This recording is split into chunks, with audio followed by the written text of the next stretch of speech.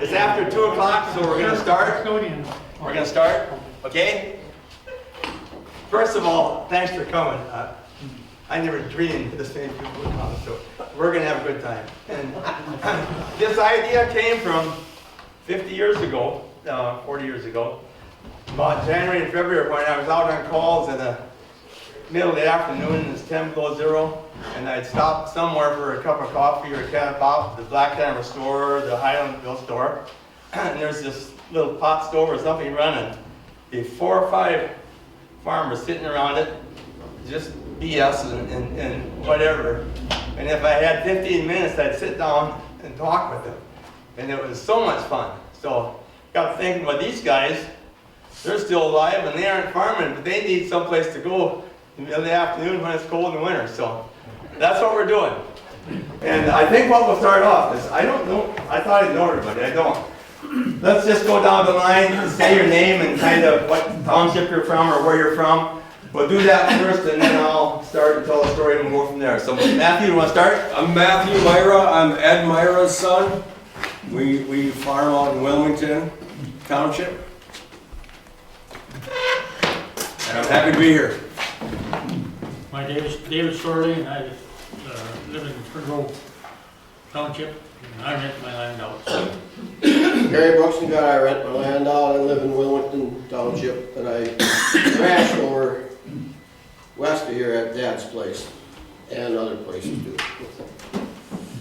I'm from Newgard, and I've been in Spring Grove most of my The life. world's best retired plumber. My dad was, we did a lot of thrashing when we were younger, when I was younger, with the Brown family, Sure. and Oscar and Mark Nama. There's a bunch of us. Maulers. Guys remember all of them. Croxton. Yearger. Next. Yeah, Bob Gerson from Caledonia, living on a couple different rented farms. We thrashed south of Caledonia with Kovitz Coal Myers and Schrader, Dearson, Red Lord, Rassenbergs, and I can't think of the rest of them. Ready? Bradley Carlsbrook. I live directly across the street from this guy. Okay. Lyle Dickey, my wife Joyce, I know how to load bundles. Highland. I'm Dorothy Carlsbrook and Bradley's wife, and whenever we needed a vet, we called you. I went in the house and I'm Jim Gray. Joyce Berkey, and I grew up by Hesper. Dwayne St. Mary, Caledonia. I was a city boy, but both my parents grew up on farms, and so I've heard a lot of stories of farm life. And when I was in high school, I used to help my grandpa. He had a farm down here in the Bear Creek, just south of Spring Grove here. So. Georgia Rosendahl, retired farmer, and a bagger tender on the fishing line. I'm Audrey St. Mary Elmo, my brother, and granddaughter of George Melvin Peterson, who I used to stay with in summer and watch the hay, and relative of couple. I'm Sharon Storley, Lawrence, and I've mostly heard stories about threshing, lots. From everybody around. When I lived down in Freeport, there were, people farming, and sometimes I got to go to their house and visit when they had threshing and everybody there, and it was very exciting.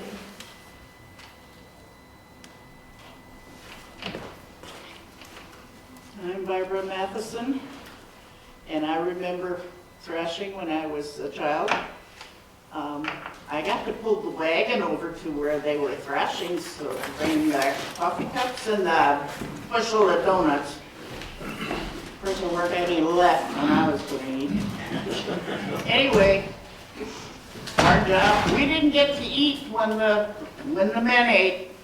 We got to eat after the women got through eating, and we hoped there was something left, especially the dessert and that, but then we got the dishes to do, so. We're still thrashing at 64. And I'm married to Myron over there. I'm Rick Griffin from Caledonia, but I grew up in Wisconsin, and I helped with my family doing the threshing, my uncles and the neighbors, and we would move from one place to the other. We worked hard, but we had wonderful dinners. All of those dinners were wonderful. Darrell Stone, rejoined land with Highlandville.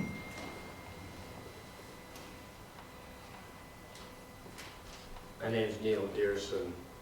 I was pretty small when they quit thrashing on the farm, maybe about 9 years old, so I didn't really get to see too much about it.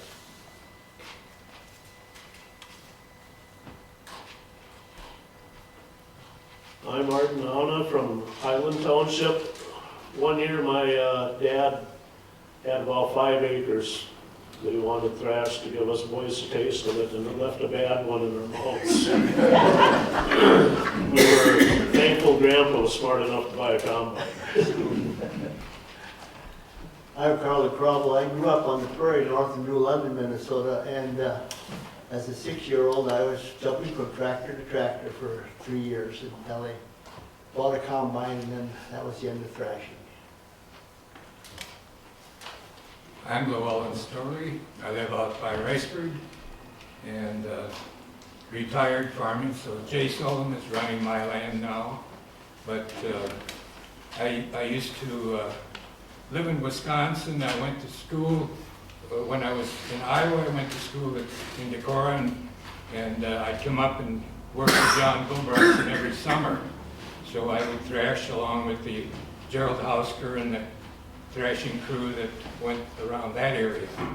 When I was real young, my dad stacked his bundles and thrashed in the wintertime right at the barn so that he didn't have to carry the straw very far. And it worked out well for us.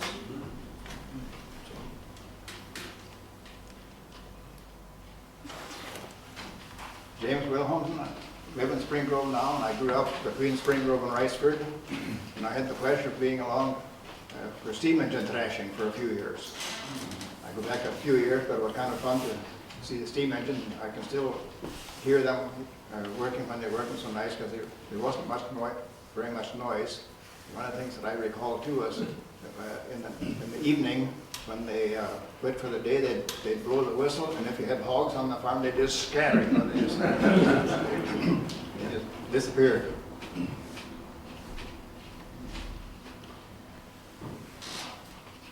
Jim Solomon, Blackhammer Township. Dad and Elling bought a combine in '52, but I did get roped into thrashing one day in about 1960 for the neighbor.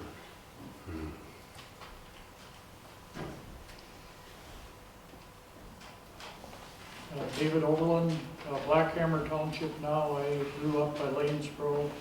I remember thrashing. My brother and I basically were supposed to stay out of the way.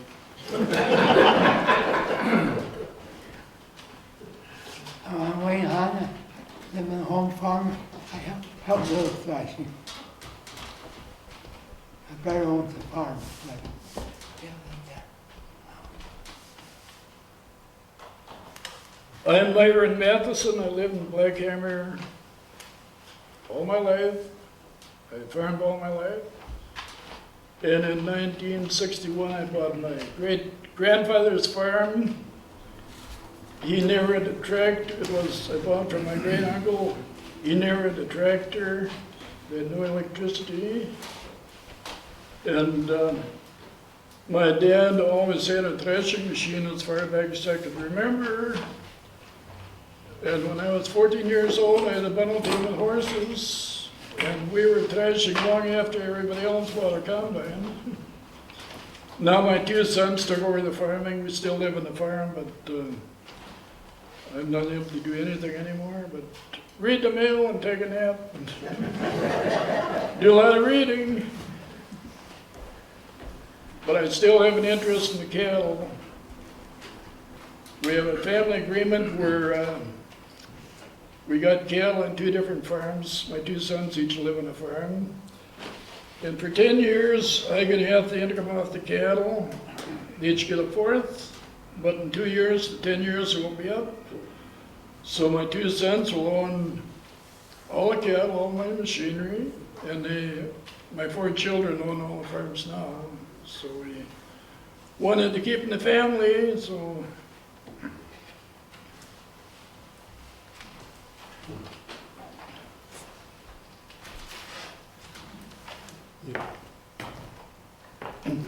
Next. I'm Osman Ozzy Quandell, born in Quandell, Iowa, and my dad had 60 acres, mostly rock. I always said, if you give it, you should give it back to the Indians, but they wouldn't take it. I can remember when Martin Langland came to our place with a big steam engine to trash. It was a small job, but he took time to do it. But to get up to that, where the field of grain was, they had to put a team of horses in because the steam engine didn't have the power to pull the rig up. So I remember that real well. But I've been in the grocery business for 47 years. I'm retired now, 93 years old, so I'm still feeding a few cattle, raising a few chickens, a lot of gardening. I quit riding motorcycles though. But life's been good to me. So, thanks. Francis O'Regan's my name. I'm from Walkhorn. Are you done? Yeah. Okay, I'm Glenn Pennerbrick from Wilmington out east here, and I'm 93 years old too. I can remember everything from way back, and if you want to ask me questions, just ask me. I wish I could say that. Okay, I'm Walter Langland, grew up in Highland Township, south of Spring Grove, youngest of 9 in the family and 6 boys. And when I was 15 and 16 years old, I worked for area farmers and had the privilege of running a bundle wagon with a team of horses. So I got a good experience with that, and always liked the wonderful meals, the pie, always pie, and the donuts at lunch, always had donuts at lunch. And drinking out of a shotgun can with one dipper of water. Everyone drank out of the same dipper. Nobody got sick. Nobody got sick. I'm Alan Morgan from Black Hammer, and I remember Miami had a steam engine on the thrashing rig, and then when he retired that, Elmer Ralph and Alfred Storey, Jim Wellington's grandfather, thrashed as long as we thrashed the hunter on. One more to introduce Karen Gray, my wife. And, okay, we have everybody in here. Okay, I'm going to tell my little story and then I'm just going to turn over to everybody else. But a lot of people think I probably went to thrash spots because I'm not 93 years old, but actually, in my story starts in 1949 or 50. We lived on a farm at Hudson, Iowa, and rented the farm. My folks had been farming for about 20 years, rented all the time, had 5 kids. I was the youngest of the 5. Finally, they saved up enough money to buy a farm in Howard County, Iowa. Land up there was a little cheap for them because they hadn't tiled yet, so bought 240 acres there. Well, he had a 28-inch International Harvester machine and an F-30 Farmall. No way he could afford no way he could afford to have it trucked up there. So he had the dilemma how to get it up there. So anyway, he went to the Waterloo Cedar Falls Airport, the big plane they landed there with the twins and DC-3s with the great big rubber tires on. They could only land so many times and then they had to put new tires on, and so he heard you could buy those. So he went up there and got 4 of these big tires and found rims for them, and we cut the spokes on the on the thrashing machine and welded on the rims and put these rubber tires on.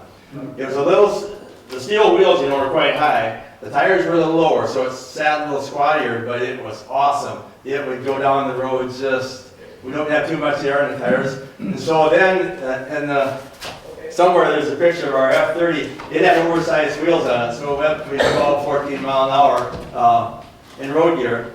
So they drove it up, spent one day, drove it all the way up to Riceville, and then we moved to that farm. And we let the word out that we wanted to start a thrashing run, since we had a thrashing machine, and by 2 years, we had 8 in our run, which is a pretty good sized thrashing run. And we went on and did that until 1959. So I was in 3rd grade, so the first job, my dad has some rules about the thrashing run. One of them, he was a teetotaling Presbyterian, absolutely no alcohol. He just, no alcohol. And he didn't even swear, but he didn't say anything about swearing, but no alcohol. And then on the tractor that ran the machine, always had to be somebody sitting there. Of course, it was always a kid, and for several years it was me, of course. And whoever was on there couldn't be sleeping. They had to have their eye on the machine. And he was almost always on top of the machine, checking stuff and so forth. And with 8 racks, obviously, we pitched in on both sides. We had a divide board on the feeder, and they put them in really closely. When one rack was empty, pulling out, and then he'd catch your eye, and he'd have you go down 1 notch or 2 notches on the throttle. And then when they got in, he'd go like this, and you'd go up a couple notches. And the high point of the day would be when, towards the end of the day, if we were finishing up a job and it was starting to get a little tough, and the guys needed to get home to milk cows, and they started feeding it a little heavy, but he'd give you about 3 notches, and you could just feel the whole machine take off. But anyway, so we did that, and then when I was 15, I think I got to run a rack and haul bundles, which I thought was really a big deal. I did that for a little less than 2 years, and then about when I was early 17, I suppose, we made these big straw piles. They're big half-moon straw piles. We had an extra 5 feet on our blower, and we made them high and beautiful. They were just awesome to behold. We were all really proud of them. But anyway, Dad said, hey, you want to stack the straw this year? One of the hardest jobs dirtiest jobs you can find, but that's cool. I'm growing up. So I stacked that pile, and we made it. Of course, Dad's always on the machine, and he was always running the blower at the top of the stacker, so that you didn't have to move too much straw. We made a beautiful pile.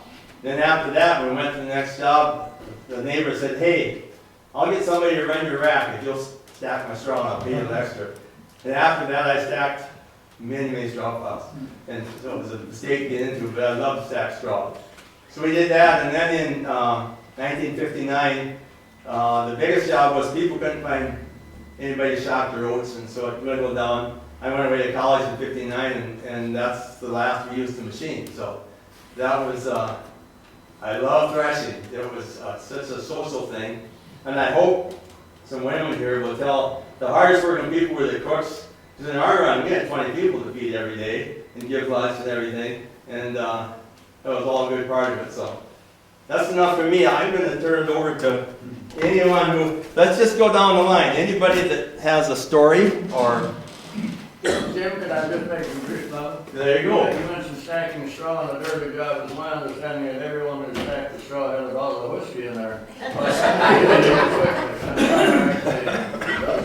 It didn't happen in our time, but we did have a guy who was a really fussy farmer, but he stacked straw always with a cigar in his mouth, and he ate the whole cigar when he done, but then his wife's funny, he wasn't lit. But he always chewed on a cigar when he stacked straw, and that's why.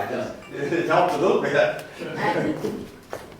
What's the stacking the straw? Is that with a tractor? Is that with a tractor? Or? No. You're walking along with the fork. The machine, the blower goes back and forth. Mm-hmm.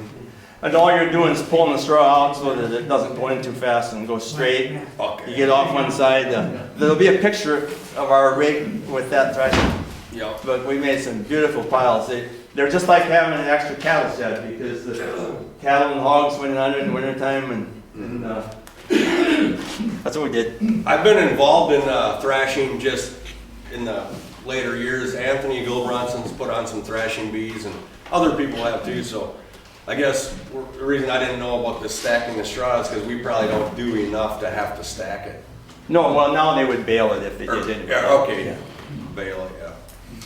But no, I guess Myras have a history of thrashing way back, and I was talking to my dad today. He wanted to be here, but he just didn't feel up to it. But he said that probably with the sawmill that they started way back by 1970, he thought for sure the Myras have been doing custom sawmilling and thrashing, and then I had an uncle that did chopping, and now I've been doing custom bagging, and it's the silos, the horizontal silos on the ground instead of the plastic bags for 23 years. So if the Myras started the custom business back by 1870, we hit 150 years straight current day. Yeah. And I don't think I'm done yet, so we're gonna probably go past 150 and we'll see what happens. But that's a lot of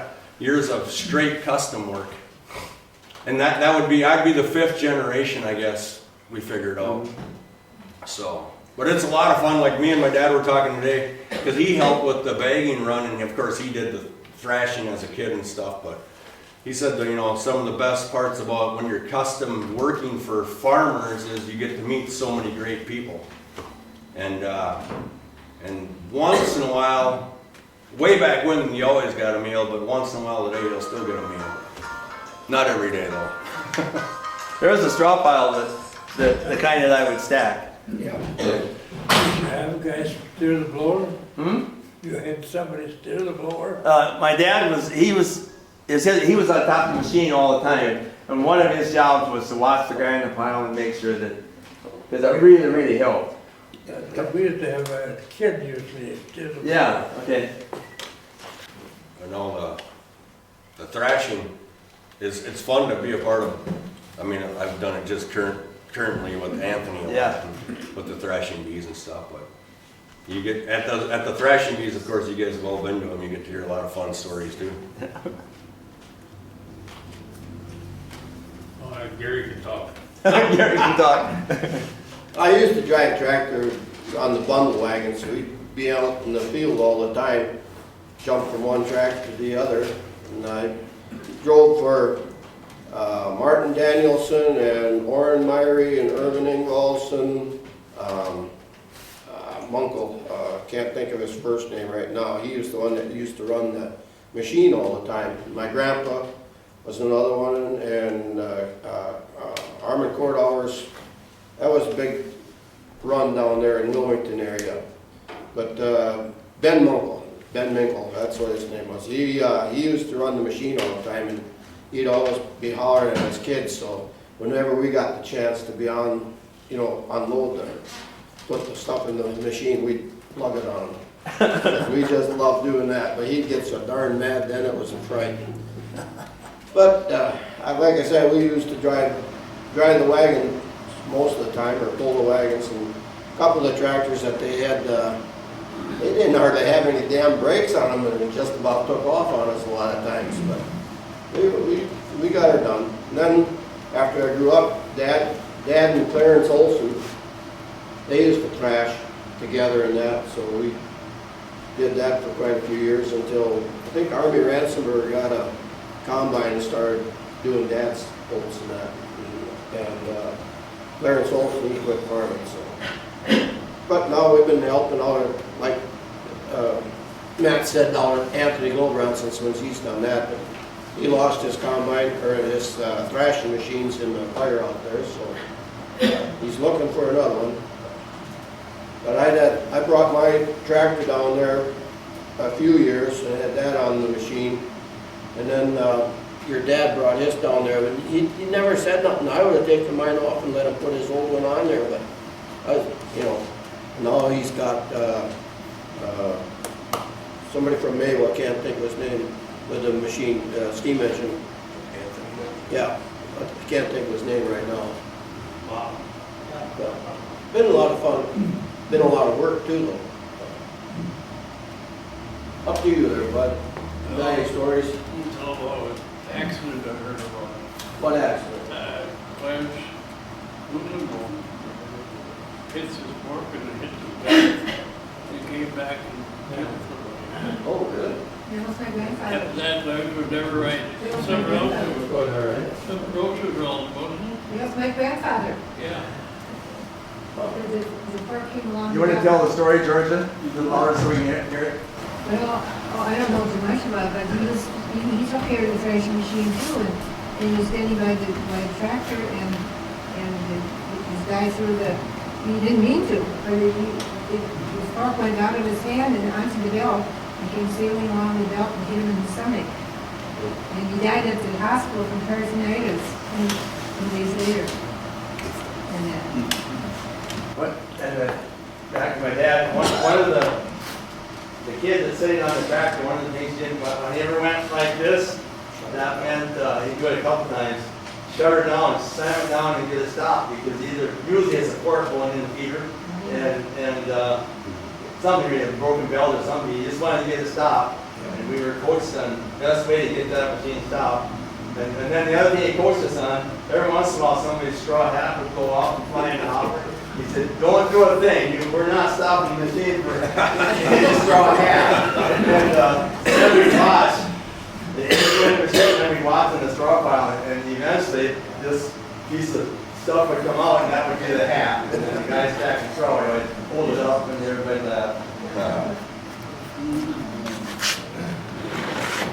Who's next?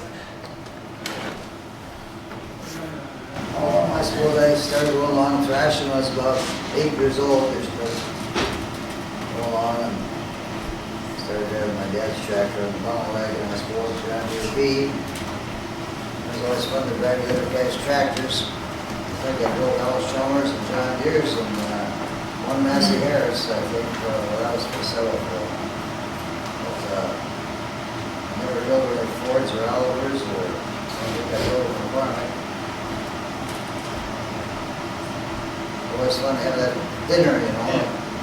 Very good dinners and lunches. And one place went to Grant's Burgers. I didn't have much sweet corn in my life. And they had some really good sweet corn there. I think I had at least 5 years up there for dinner, plus everything else. Then you got to see everybody else's buildings and animals, you know, and dogs. It was just a fun time. I did that till I was about 14 or 15 and then we moved to a different farm. We didn't have threshing originally. Got a combine.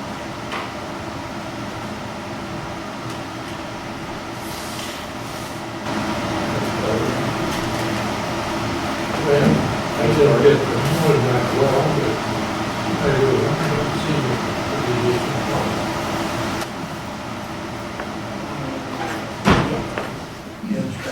I got a quick story here. Walter Langland can attest to this one possibly. Gerhard Klassen. Any of you know Floyd Strinman from Wilmington? His dad was our neighbor, and Bernard Strinman worked for Gerhard Klassen. And they started, that's where steam engines in Maple started, was on our neighbor Gerhard Klassen's farm. And Bernard he put 2 stakes up in the ground. And he made stacks, the bundles stacked up, one on either side. So then when we got ready for to have the show, Gerhard backed the threshing machine in between there, and the steam engine on it. My brother hauled grain down to the granary and a high wheel wagon and a team of horses, and my Uncle Lloyd Larson gave buggy ride. And I know 2 fellows, they're grown up now, but I'd like to show them the picture of those 2 guys running after my Uncle Lloyd at buggy. They wanted the second ride. Was that the beginning of steam engine days? That's where steam engine days began. Yeah. Well, Garrett Clausen's field, I was working for him at that time.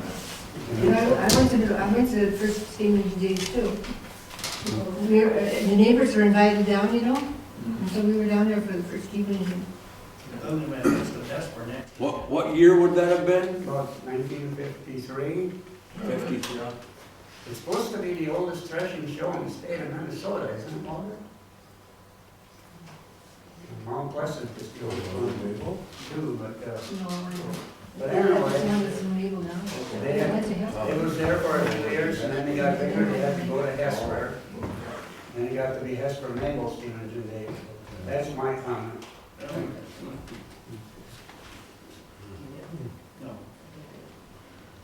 I only knew combine, so I'm gonna pass it on because you got interesting stories. I don't, too young to know too much about thrashing other than the stories that my mother would tell on the farm. She passed away here 2 years ago at 103 and a half, so that the story she would tell was is that thrashing was a lot of fun, other than, you know, they would have to do the cooking and everything out in the summer kitchen and that, but she said it was sure ate good. That's right. Unless I remember anything on the farm that they really done a whole lot by hand was, I remember my grandpa bringing in hay, loose hay from the field and pulling it up with a rope in the barn and with an old big old ice hooks like and drop it in the barn. That's the earliest I can remember.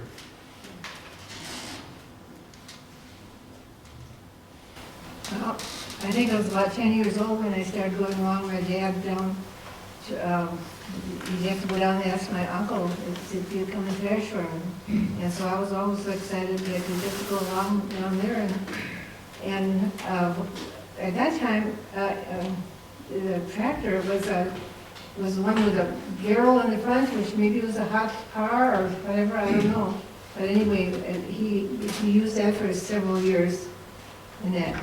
And then as the kids, then in the fall, we'd gather apples and we'd crawl in the back of the thrash machine. You know, it opens up and you can crawl in the back. And we'd sit in there and eat apples. Good time. And then when I got older, then my dad bought a machine, a thrash machine, and so I went along and I did the bagging. Me and the neighbor girl, you had to put it in sacks, and you tied it in sacks, and you put it in the pickup or whatever, and haul it to the grain mill and dump it. And so I got to do that. So that was fun. But the another thing I remember is that when my dad would get home in the evening, my mother would ask, "What did you have to eat?" Because all the women were kind of, wondering what the other women were serving, so I don't know if they tried to outdo each other or what, but anyway, it was kind of fun that way too. Another thing I remember in our neighborhood, that there was a man, Hoyland was his name. Do you remember him? He was about 3 feet tall. He was crippled kind of and all that. And one year he came along thrashing up at home. And he came in for dinner, and after the dinner, he got off his chair and he went over to my mother and he said, "Mange tusen tack for what a maten frika." Many, many thanks for meat, food and drink. And so he was really, and by the way, that was his home place when my folks lived, so that's why he, wanted to come along and see his old home place too. I think we should thank the women because the dinners were always very scrumptious. Yeah. And always had pie. And we look forward to We always had one person, she couldn't cook. And the meals were all out of a can, and it was just terrible. And everybody suspected that. I think some guys even probably brought a little lunch of their own. Otherwise, like Wally says, every meal was amazing. And we got so much, that time of the year, everybody had chickens. Well, the fryers were all just about right, so we got an awful lot of fried chicken and apple pie. Apple pie.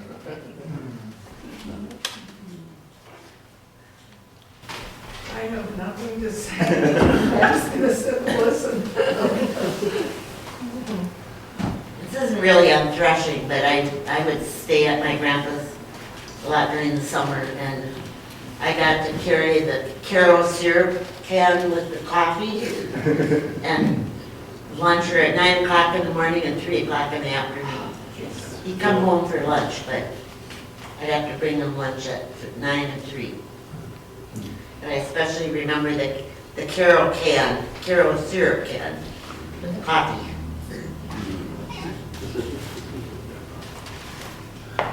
I remember when my dad would say to my mom, I won't be home for supper tonight.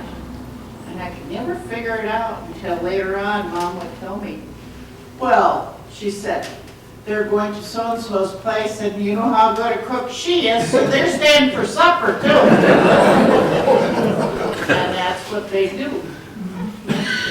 But Myron's dad would tell about a neighbor of ours, and he wasn't married, he was single, and that was pretty bad, because he'd have cream and bread for dinner. That's all I got. That was one of my favorite things. Yeah, but gee, have it for breakfast, that was enough. 3 times a day. I remember shocking the grain, and I don't know how many times when we pick up those bundles, and I think there'd be almost thistles. There always seemed to be the kind of feel I get for thistles. Or you'd lift up a shock, and there'd be, that bundle there'd be a snake dropping off. What does that happen? Knocking over the bundles and finding all the little itty bitty baby mice. And you wanted them for our pets, but your dad wouldn't let you. Well, at 27, my dad's probably this, and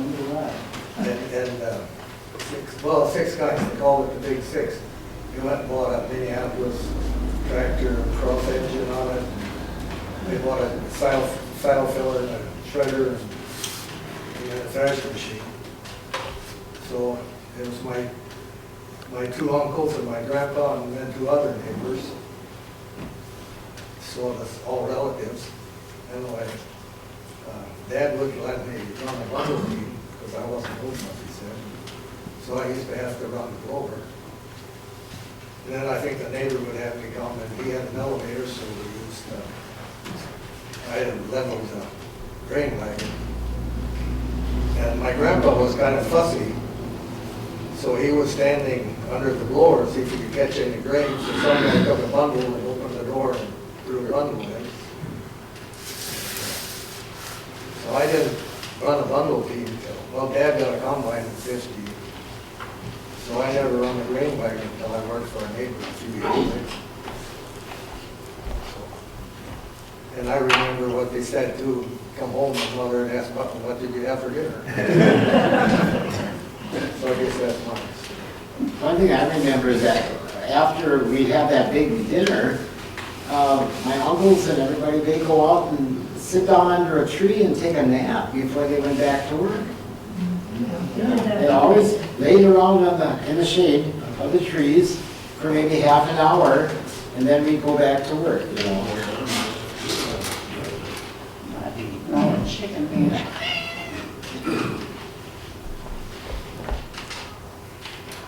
Oh, another thing about with the straw. How many here had the framework and then they blew the straw on top so that they had a place for the cattle could go in the winter time and get out of the snow or the pigs or whoever if you wanted. And my dad blew it into a shed. And then the cattle or the pigs would be underneath. Then we tried to play in there and it didn't work. We used to crawl up on that stack, and then after a year, it was full of sparrows, babies. Pull the eggs in that out. It was just amazing the amount of sparrows that would be nesting in there. I just heard that.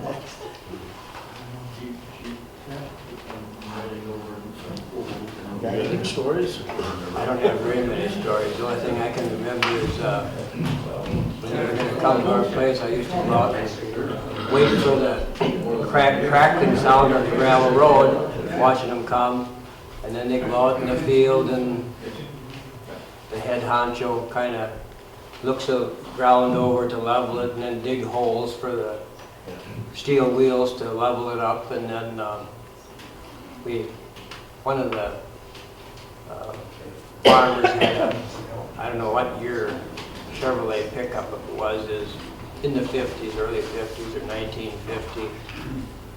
That's what they hauled the grain from the thrashing machine up to the granary, and I used to get in and visit with him most of the time.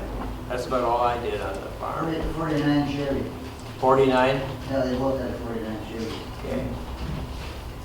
That's how they hauled the grain to the granary. What's that? Well, no, I think it was loose, I thought. I can't remember for sure. Was it loose grain? Yeah. Yeah, loose grain. Yeah, loose more than the grain bar. So I don't know how many bushels was on there. It's hard to say. Well, when our dad was gonna have us shocked there, it was an 8-acre field, and he had a combine around the outside, and then Garrett Clausen came and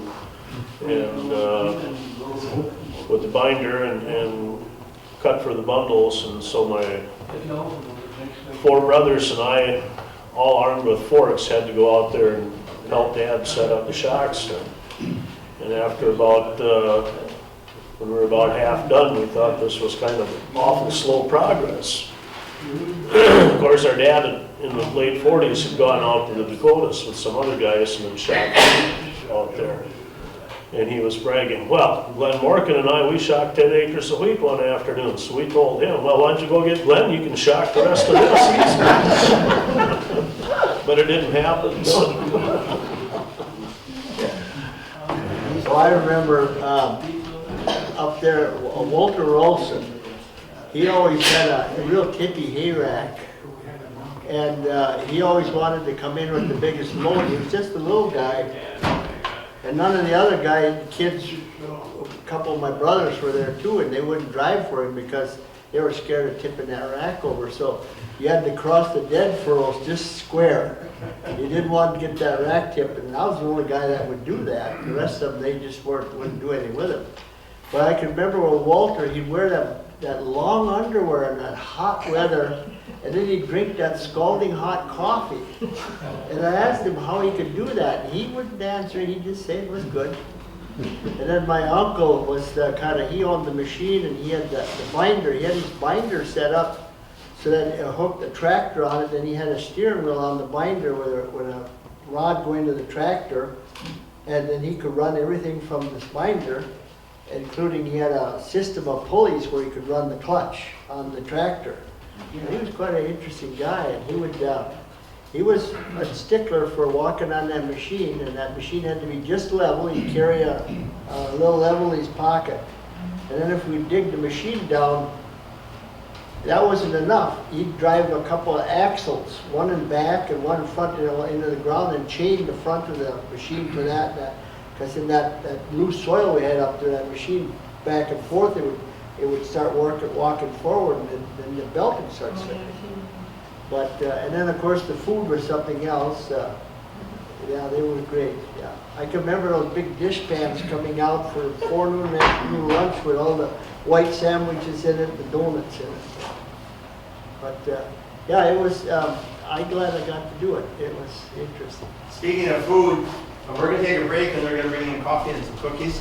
And anybody needs to use the restroom, there's one down this hall and there's one down that door.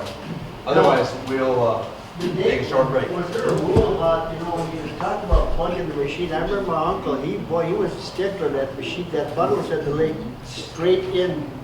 Oh yeah, you don't want to send one in crossways. Crossways, One goes crossways, well. Yeah, they wouldn't cut the twine. No, but your teeth on whatever you call it go this way. You go on crossways, it's gonna go boom. It just jump, yeah. And if you're going lengthways, then they go right through and thrash. But yeah, Dad would give them a really dirty look if there were very many that went in crossways. But we had a divide board right down the middle, and you could throw even if you threw it a little crossways, it would hit that board and it would straighten it. Did they also want the head? You want the head first? Yeah, because then the oats would.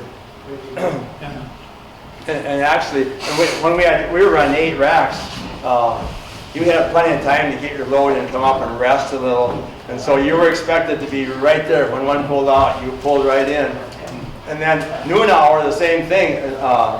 We would shut down probably only for about a half an hour. Dad would run in and get a sandwich or something.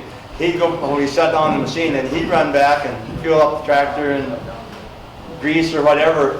And then as soon as he was done with that, if you see anybody was free from eating, he'd start the tractor, and you were expected to get out there. And because you could get out there and go to work, but a whole bunch of them could be resting. And some of these guys got to rest before they ate, so everybody got. With that many racks, you got a lot of rest. What we should have done is had them ladies serve us coffee and donuts. Maybe next time.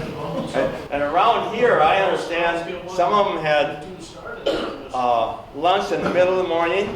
They had noon meal, lunch in the middle of the afternoon, and they got supper.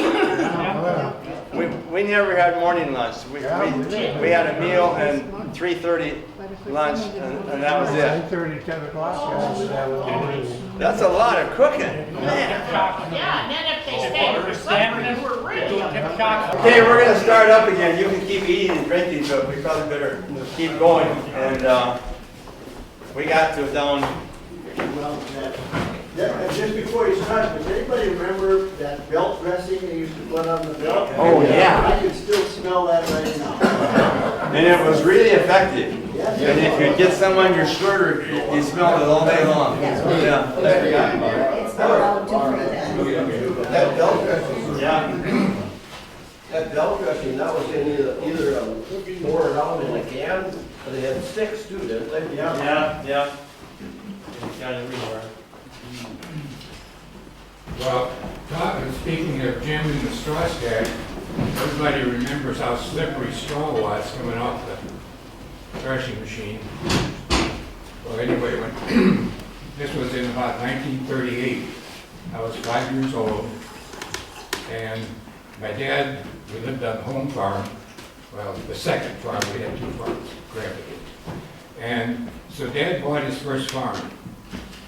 And Hans Overby lived there before us. So his boy was 15, 16. So he came over to help us move, and this was March 1st, of course.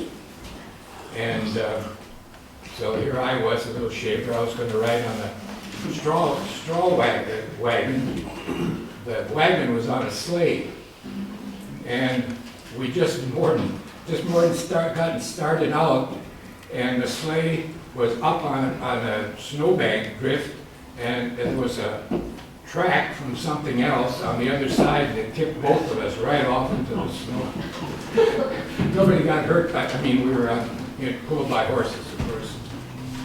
So that was the next day's job for my dad to come back and load that up again. But my job on the threshing crew was always hauling grain. I shouldn't say always, but mostly hauling grain. Owen Storley and I seemed to have that privilege. Anyway, it was back when we hauled with horses and steel wheel wagon. And I don't know if you guys still have them, but I have a granary on the farm that's got a back door that's high in the air. I don't know, probably 7 feet or something like that, because the grain wagon was tall, and my granary is 2 stories, so we carried it upstairs and it ran down into bins and about below. Well, that was a tough job, but when we were over at Arnold Storley's farm threshing, Owen and I, we were hauling grain again, and Arnold had a new sack of salt sitting in the granary. Well, that was awfully good on a hot day. So every time we come back, with a load, I took a pinch of salt. And so did he. And I got in the next morning, my eyes were so swelled up I couldn't get them open. And I ended up in Spring Grove Hospital. So I learned that, and frankly, when I worked in the factory, we always had insurance people talking to us, and they kind of started this speech off by salt. Even salt is deadly if you get too much of it. So there's a lot of things that you eat that you don't realize until you get too much. But there were several things that came to mind.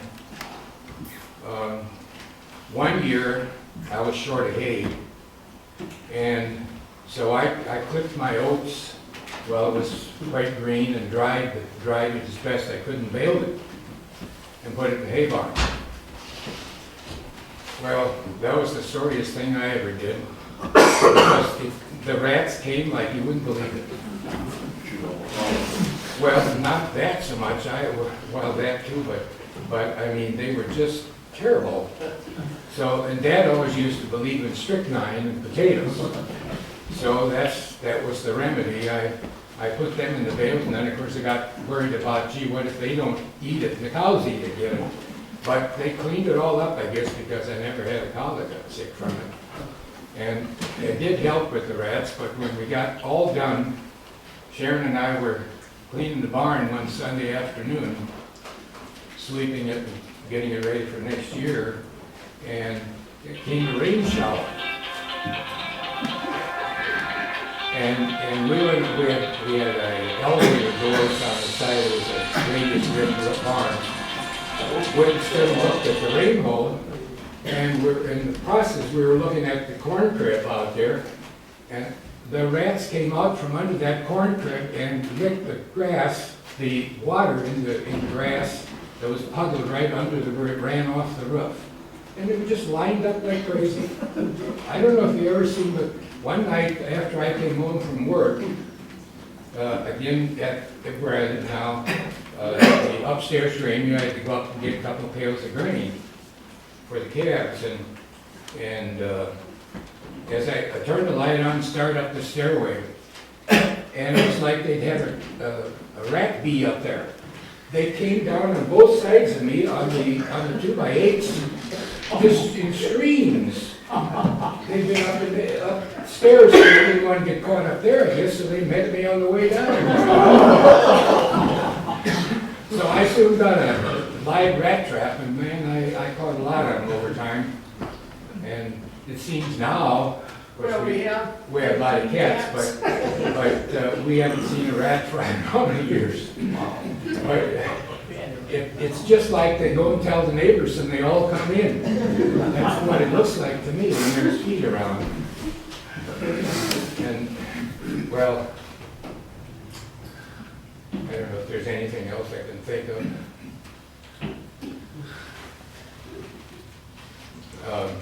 My dad used to buy and sell farms when I was young, and so we moved from one farm to the other, always on the 1st of March. And Grant Ingvalson was our hauler every year, it seemed like. And the one farm we went to, which was kind of wonderful, was in Harmony. We bought that farm, and it had a 32-volt light plant in the basement. And so we got our first milking machine at that time. And it was kind of interesting. It was a generator that was automatic start. All you had to do was keep gas and oil in the motor. But when we milked in the barn, the lights in the house would flutter with the milking machine pulse. So it was running low on energy, but it got the job done. But I don't know, it was a lot of fun, but moving was terrible back in the basic farming, because you had to get out and get in again. When you had milk cows, you had to milk in the evening, and you had to milk at one farm in the morning and the other farm in the evening. It was handy though for a lot of things. My dad had a D John Deere, And when we bought the farm in Harmony, why, the guy that lived there plowed for us, and then my dad plowed on our place for him, where I should say, where he wasn't moving on our place, but near our place for him, and then they could drive the tractors later on. They didn't have to do it before it got frost in the ground and so forth. Because it was steel wheel tractors, of course, it couldn't be on the road. Do you have something you're thinking about?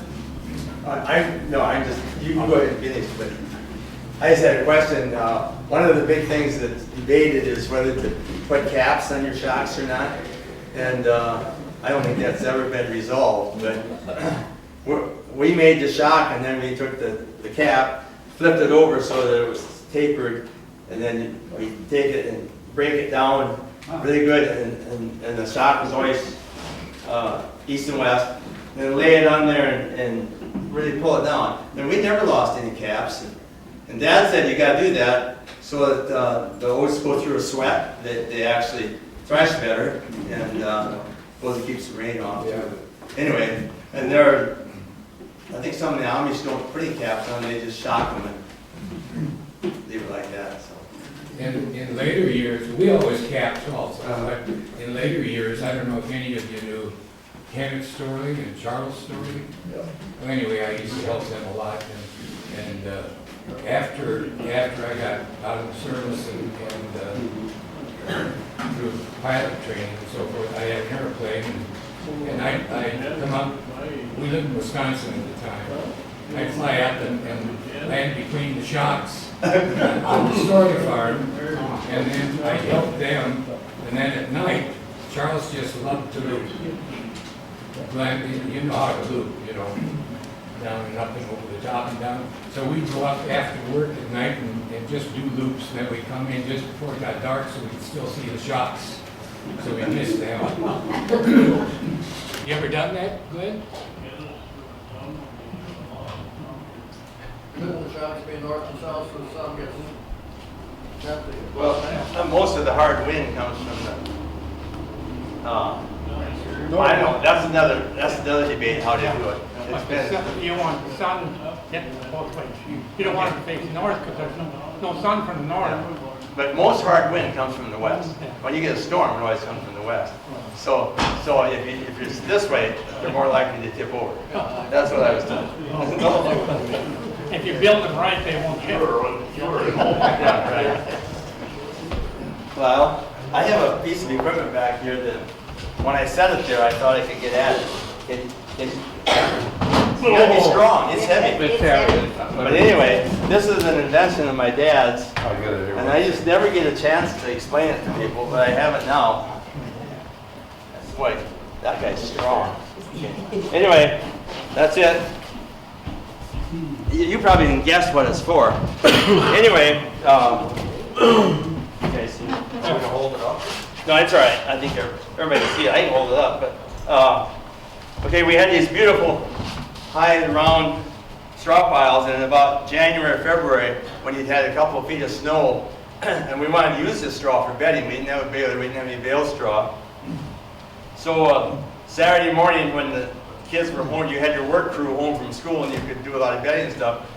We'd put a ladder up against the back of the straw pile, tie a hay rope or something around your waist, and crawl up, and then we'd have the other end tied to this, and we'd put it on a stack like that, and we'd pull it up to the top of the straw pile. Then we'd take it over to the front of the straw pile and turn it over and put it down into that ice pack that you have on a straw pile, and we'd jump up and down, get it all the way in there. Then we had a 50-foot cable that went down the back to the F-30. It took a lot of power to pull it, but in one swoop, you could pull that whole ice pack off of a corner of the straw pile. And like you say, the straw is so slippery. And all of a sudden, you'd go from having this mass of ice that you couldn't get through to this most beautiful straw. And then we'd pull a hay rack up to the front of the straw pile, and you could just pitch it off so easily. We'd fill the wagon with that and go around the chicken house and the hog house and every place. Everything would get bedded, and then we'd maybe fill it once or twice more and put it in a shed. You'd have a month's worth of straw. Otherwise, if anybody's ever tried going to the top of a straw pile and opening it up so you can get straw, it's nearly impossible. But I've never seen another one, and so I think that's my dad's invention. And somehow it got bent. It's heavier than it can be, but it saved a lot of work and it made the straw pile work a whole lot more. And otherwise, you had cattle and hogs all around. It's like an extra shed. It really, really worked well. So we really valued our straw piles. What about the stuff, the frozen stuff? You pulled off, you just let it lay? Just let it lay there, yeah, or drag it off, or when it's on the back side, so it didn't bother us. You didn't want to mess with the front. And you know, anything to save some work. Probably you took it out with a manure spreader in the summer. So finally, I have this in my story told, and it's down in the electronically. That's just about like a grapple fork. Right? Yeah, that's similar. That's really, really heavy steel. I know we didn't have a welder or anything, but he had a blacksmith shop make it. He was so proud of it. He would actually, he just thought that was the neatest thing he'd ever done. So now I can tell people about it. When I first moved up on the farm, I had probably the first round baler that was around in the big size, Vermeer.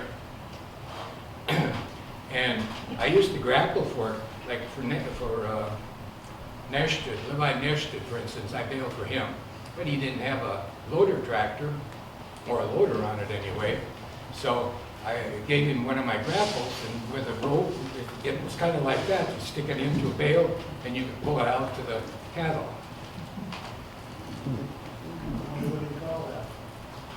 What would you call that? That's Grapple something. Anybody else have stories? Did anybody ever thrash? We thrashed flax one year. Oh, that's terrible. That's a horrible, dirty stuff, and then every little crack in that machine, flax had come out. Yes. That was terrible. And the only thing we were warned as kids, do not get up in the, stand in the flax. Because you It's so slippery. you go down. Yeah. You ground in the stuff. So. That and sweet clover, or red clover, that's another dirty one. Or then thrashing into the barn, we did that 1 year, and that was enough of that. How about Timothy seed? Yeah, Timothy. Timothy's same thing, yeah. Terrible. Jim Williams is next. Getting back to thrashing with steam engines, I was just big enough to help along on that water wagon, because steam engines, when they're working hard, they use a lot of water. And our stock tank wouldn't fill in fast enough, so we had to go to the neighbors and take some water out of the spring to keep the steam engine going. And you didn't have any time to waste, because by the time you went to the neighbors, which is less than half a mile away, and filled that water tank up and come back again, they were kind of sweating that they didn't want to run that machine on water. And then also, when they set the machine, it had to be level. You dig a hole by each, where you set your machine and pull ahead a couple feet, and then you dig a spot at least 6 inches deep for that machine, so it would settle in the hole. And that had a twofold purpose. When you set the machine, it wouldn't hardly rock back and forth. And plus, when you tighten the belt, if you didn't have the machine tight, you pull the thrashing machine along with you. So that's why they had 4 holes. And of course, there were several times you had to pull the machine out 3-4 times, and they'd dig out a little more, put in a little bit, because they'd come around with their level. That thing had to be level. So things have changed a lot over the years. When we put the rubber tires on the machine, there were a few naysayers that said, well, a machine's got to be on steel for the rocking motion. You put it on rubber and you're going to lose all that. And that was pure baloney. It worked just as well with the rubber or without. But that's one of the things they warned us about it. They're supposed to be on steel wheels. But also, when you talk about steering the blower, real often had a younger fellow would steer the blower. And I know we had a couple of fellows, Elmer Ralph was one. He said, you can help that fellow in the straw pile immensely. Yeah. Because if you watch, he's over here, he says, you put the straw over here. And he said, you can drop it here. And then when you drop it here, he says, he can be over here, and he won't have to eat all that dust. And it makes sense. Ours automatically back and forth and back and forth. And nobody had to do that. But But you could tilt the front end of it. so Oh, you yeah, go yeah. Straight down. Oh, yeah, you could save so much work. Around the blower too. Yeah. You could crank it out. Then I had a hood on the end so you could, with a rope on. Right. You could shoot the straw way out Oh, if yeah. you wanted to. Shoot it right in the guy who was standing, stacking straw. Seemed like them guys that stacked straw drank quite a bit most of them. Put the cigar out. Good to have a bad seat. I got a question. When you thrash with steam engines, did you ever burn down the straw pile from a spark? I think they looked at it pretty close, and somebody was always around there at night. Have spark arresters on, I don't know if they did or not, I suppose they did. because you all blew the straw, so the wind didn't blow it back at you, so the spark would go the same direction. I know a story about that, Matt, when they had horses and they'd walk, once in a while you'd have a team that would walk and they wouldn't go anywhere. And so one of the solutions is to just get a little pan of corn cobs or something, put a little fire under them, and they move right away. But suppose the story is they moved ahead just about 10 feet and then burned the wagon. I've heard that story many times. I have no idea if it ever happened. Yeah, last time we thrashed, it was me and my dad and two of the old neighbors with 3 bundle teams. We got short on help, so we had a baler at the time, and we run the blower right into the baler, started up the baler, and we were thrashing and baling straw at the same time, and never had to even touch the straw pile.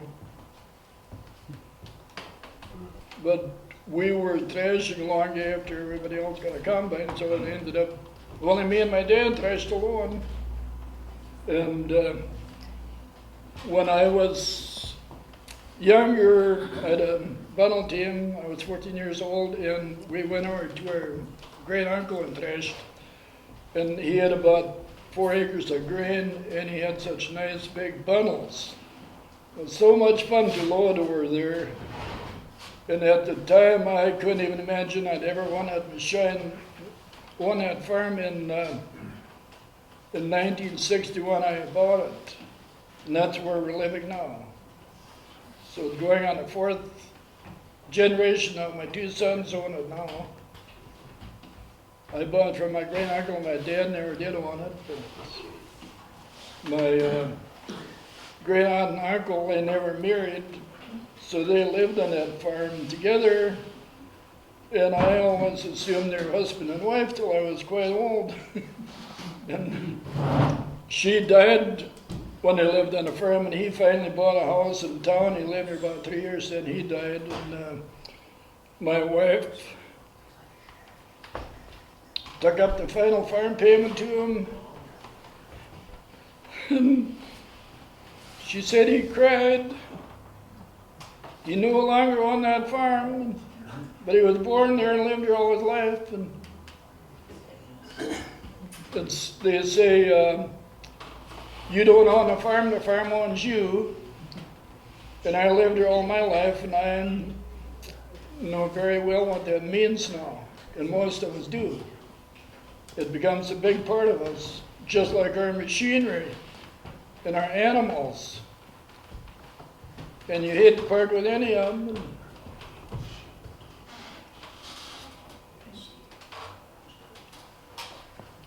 Ozzy, do you have any thrashing stories?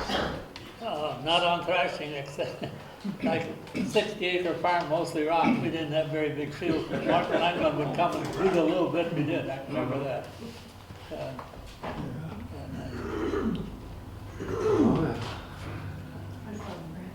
No? Oh, you got it? Yep. No. Well, I can remember when I was a kid, thrashing was a big deal. Oh boy, you'd be waiting to see the thrashing or house rig coming, and pretty soon you'd be coming down the road, and the yard boy could be riding a tractor, and Ed Doley was the machine man, and we had a Hart bar. We never, when I can remember, we always had the gas. We had a Hart bar tractor. And that thing was so loose, he'd be steering like this, steering like that, the chain drive, you know. Then they'd come and they'd come in the yard and they'd park the thrash machine into the barn. And we'd fill in the barn so much straw, and then after it got so full, then we'd pull it out and they'd go down and make a straw stack. And we'd remember the straw stack, always a little shed built there, and then we put the straw over top so that we'd have cattle and the pigs and that got a winter shed there underneath the straw pile. And if you would fence around the straw pile so it didn't get at it, that straw pile would last for maybe a year or maybe more years for the cattle to be sheltered underneath there. And then the next thing we knew, I started going along helping thresh, and then my brother and I, we were the first ones to use a tractor. We didn't have horses anymore, so I got to drive the tractor, and then my brother would load the bundles, and then we'd get there, and then I'd go and get somebody else's tractor, just like the Buxengard said there, so I'd drive tractors. And then one year, I remember my neighbor, Henry Glasher, asked me if I'd run his team. We had 8 teams, actually bundles teams. I could run his horses for him. And he had a pair of Broncos, great big tall Broncos. And I was supposed to be maybe a sophomore in high school. I ran those Broncos for that threshing rig, and I'm still here. And then the next thing, of course, we got a combine. Dad bought a combine, and that was the end of the threshing. So then we started combining down one night, combine.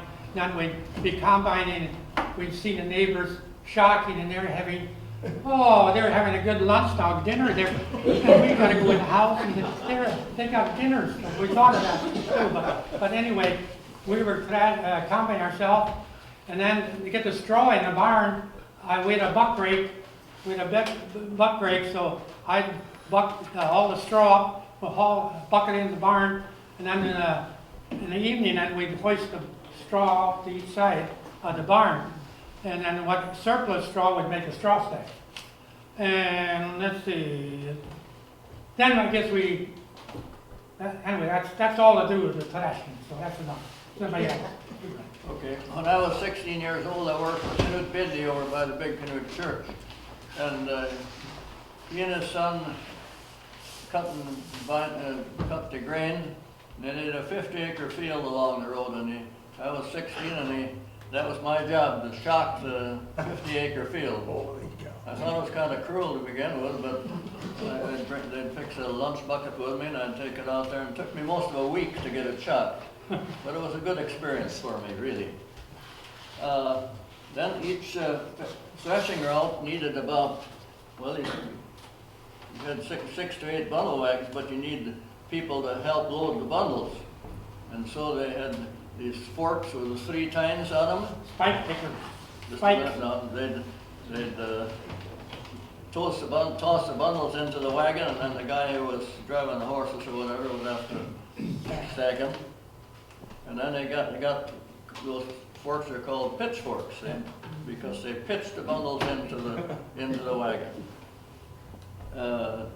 Then some of these spikers were maybe individuals in the community that needed a job, and they weren't necessarily involved with a farming operation or anything, or they could be some farmers also.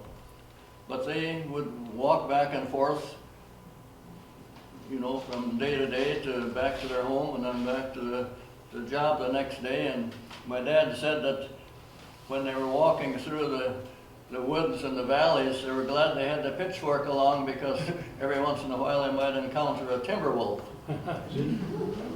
Apparently back in the 20s and 30s, 1920s and 30s, there were timber wolves in the area. That's it.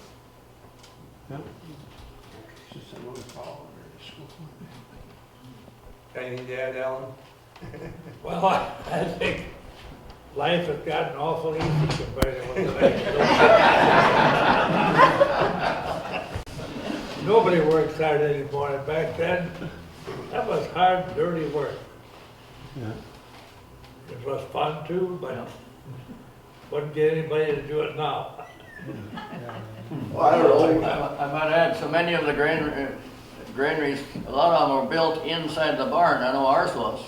We drove up on the, in a drive where we'd take the hay, but we had a bin on the side. There's a granary, and it was up about 8 feet high. And first of all, you'd have to have someone up on top, but you'd take this grain bag and send it up there as far as you could, and then you'd take it up there at the top and pull it over and dump it into one of several different bins in that room. They didn't think too much, we didn't worry too much about labor, did they, in those days? Physical labor was cheap.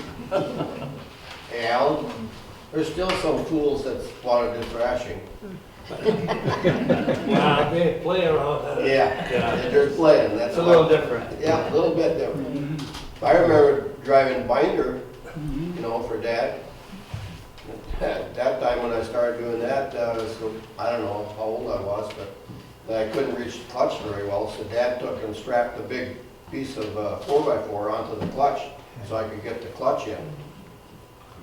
An old 70 Oliver. I remember we used to go by Yeah. My first job was sitting on the blower, on the tractor, and steering the blower. Okay. You know, you could do that when you're Yeah. 8, 10 years old. Yeah. So how long did the thrashing run? I was hot. Couple weeks. Yeah. When you have 8, you know, and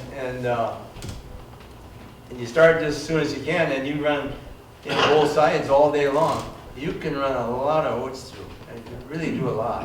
Trouble is, you were at the mercy of the weather, and never worked on Sunday, and so it just took a while. My dad was out in Montana during the Depression, and he tells about thrashing, and he said that rattlesnakes would be under the bundles. He said you'd tip the bundle over, and that rattlesnake would roll, and he said you'd beat him at every single bundle until you run a fork through them, and then somebody would always try to run that thing through the thrashing machine. But we had,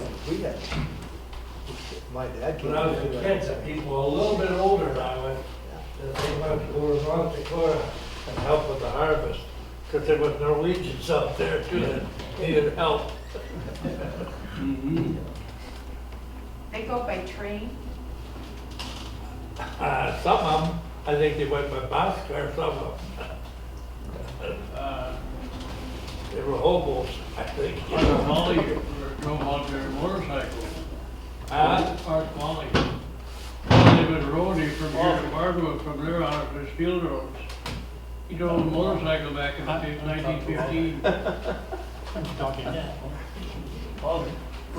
Then my Gilbert, your dad did it? No, Eddie went. Didn't he? Yeah, but your dad asked my dad what he thought about the newfangled plowing. And my dad said that, I don't know, Homer sits down in Kentucky. He said, have you seen that kind of plowing? And they changed him off the place. He thought he bought He said he Kentucky. He said, see the way you change him off? But he expected you to do Yeah, work. he changed you off the place. Gilbert didn't want any of course, but Gilbert said, it works all right for him. Yeah. I remember a lot of stories about him. He's kind of character. Yeah. So thrashing machines, oats with every half a bushel, wasn't each one, and clip half a bushel? Yeah, when you're bagging. And then you go down and you sack it up, and then you haul it up to the granary, then you have to carry it up steps, like you said, dump it off. Usually about 3 guys are hauling grain with sacks. And you have to keep it busy. I have a question. I was told out in Wilmington, that some of those steep hills, they'd move the machine with the steam engine, but for some reason you couldn't go down the hill with the steam engine because of the braking system or something, and you had to unhook and turn it around. And I've never heard any more about that. I don't know anything about steam I was engines. told that you couldn't go downhill with steam engine or the water get below the fluid, so it would blow up. So you had to back down. Is that true? Well, maybe that's why they had to back down. Yeah, because Okay. if the water came off the flues, that's when it blows up, isn't it? I heard, so if you back down, you're okay. That's what I was told. So you'd have to turn around, hook onto the machine and take it down. It'd have to be behind you, otherwise you couldn't steer it. I got a picture of this was my grandpa's brother homesteading out in South Dakota, Stanley, South Dakota, and on the prairie there living in sod huts. And this is a picture of the thrashing crew. I'll pass it around. It's kind of, they're quite complicated how they're all out there homesteading. So Would be. this was back in right on the turn of the century, 1900. When we were haying with horses down at the Thompson farm, our field was up on the hill, and it was a real steep road going down. And so Dad never dared put a load on of any size without modifying the steel wheel wagon.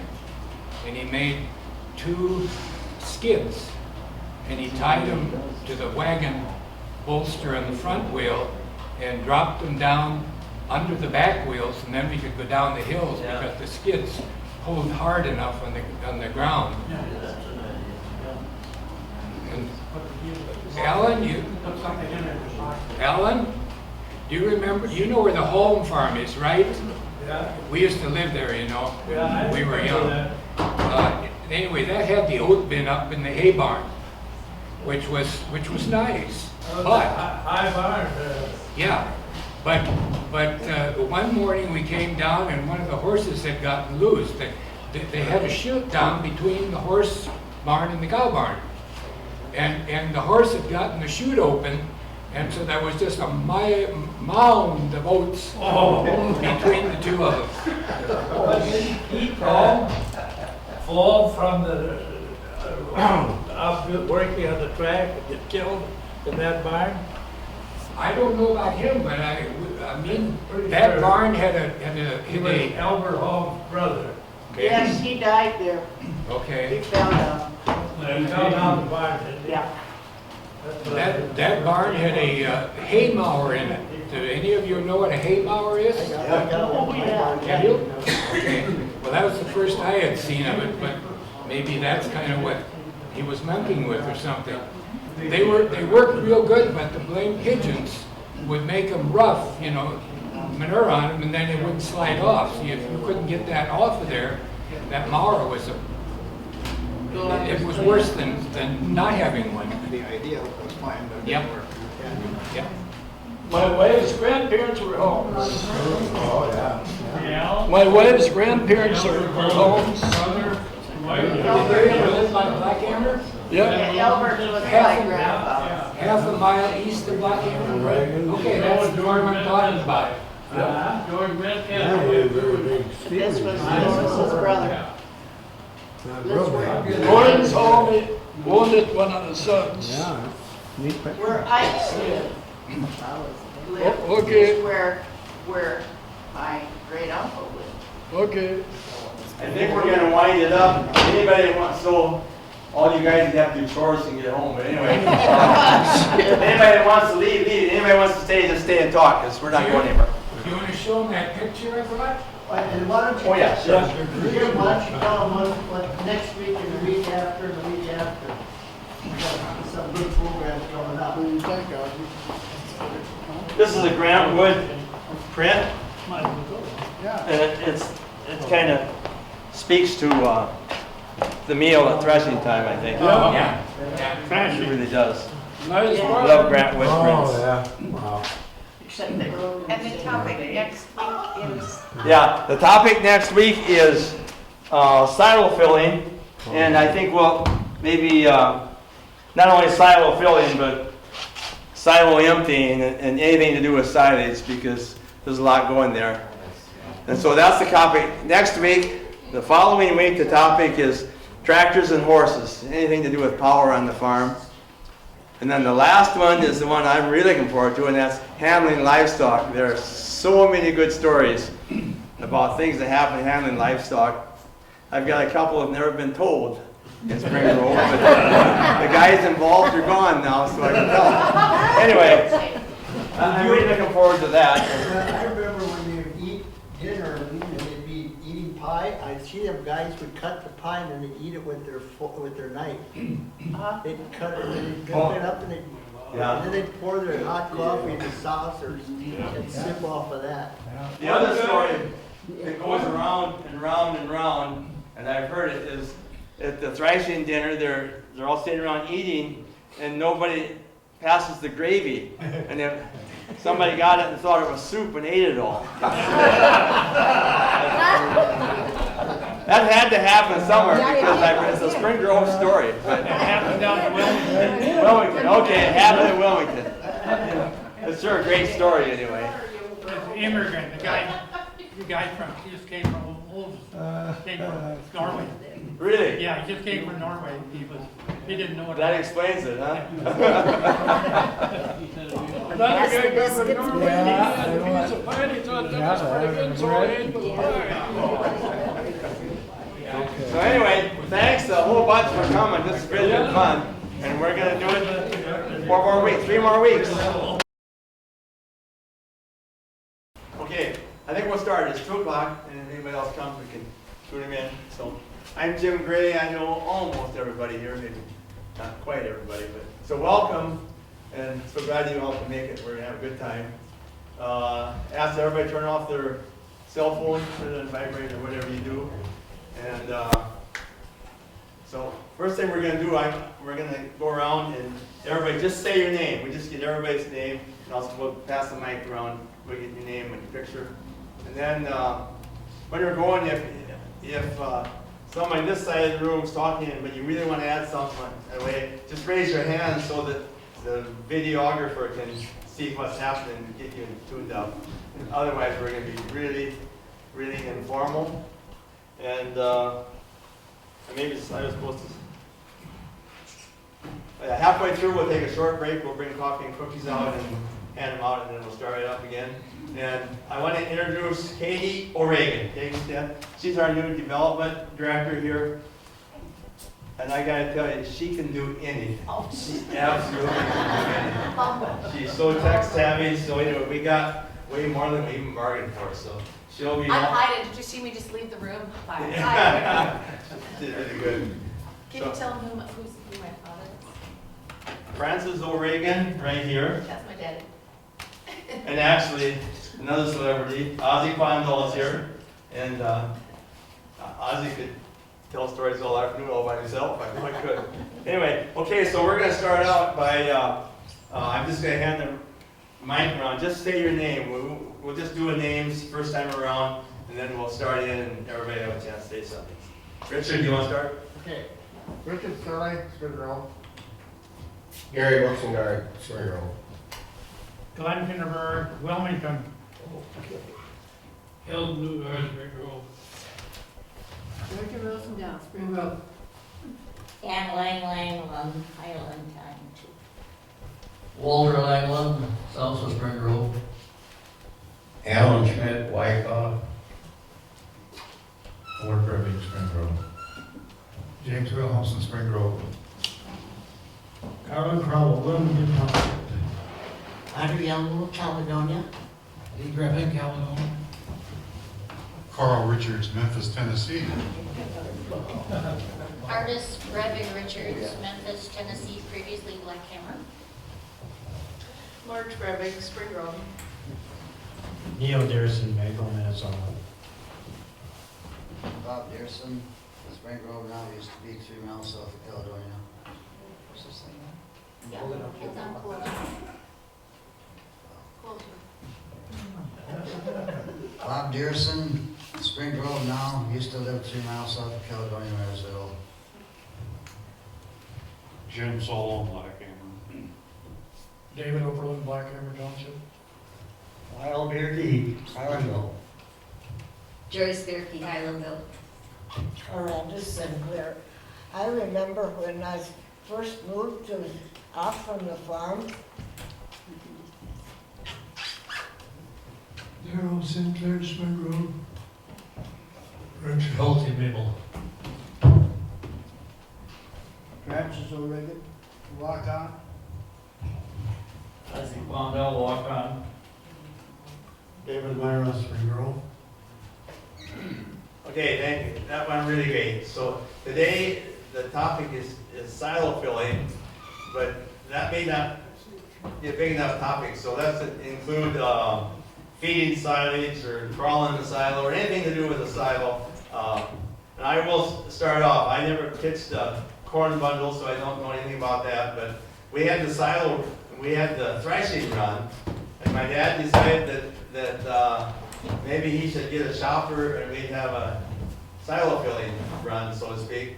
So he bought a Gale single row chopper, the ones that had the 2 augers in front to feed it in, and blower, and made 3 wagons, and we started filling the silo. Of course, I was in school, so I couldn't help.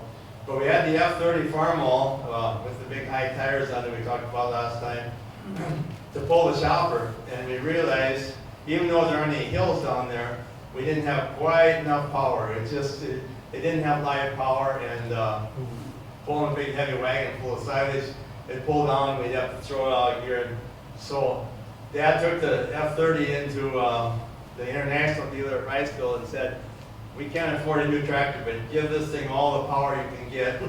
So we put aluminum sleeves and pistons in it and got the compression as high as we could get. And on the dynamometer, it got 48 horsepower. We thought we really had something. Now garden tractors have 48 horsepower. But anyway, so we filled silo for many years and did some haylage and so forth.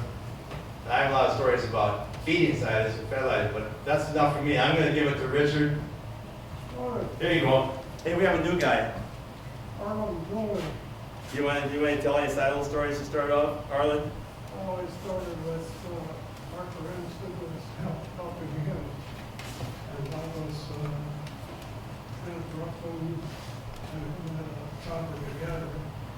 And I was driving this old lumber truck or all the silage which had long wheelbase, and he got the second house there. He lost their tracks and put it in that. Later, of course, I had a side of my own, which I ended up going alone most of the time. Wow. Okay. Richard, there you go. I do remember working with bundles with a grain miner or a corn miner with different things. And silo filler, I remember one time, the first silo filler we had, there was some sprockets that went out and they tried to roll them back in again, and they got about a load or 2 off, and during the sprockets pull out again and that. And so we had to do something different with that. But I think there are many other better stories here yet, so I'll let somebody else. Everybody, hold the mic right up to your mouth. I didn't feel much silo. We didn't have a silo, but after I got married, we went down to my father-in-law's, and he had the false front wagons that he had chopped into it. He had a wheel on the back about, I suppose, maybe 2 foot in diameter. And we turned that then to pull the false front back, and then fed it into that.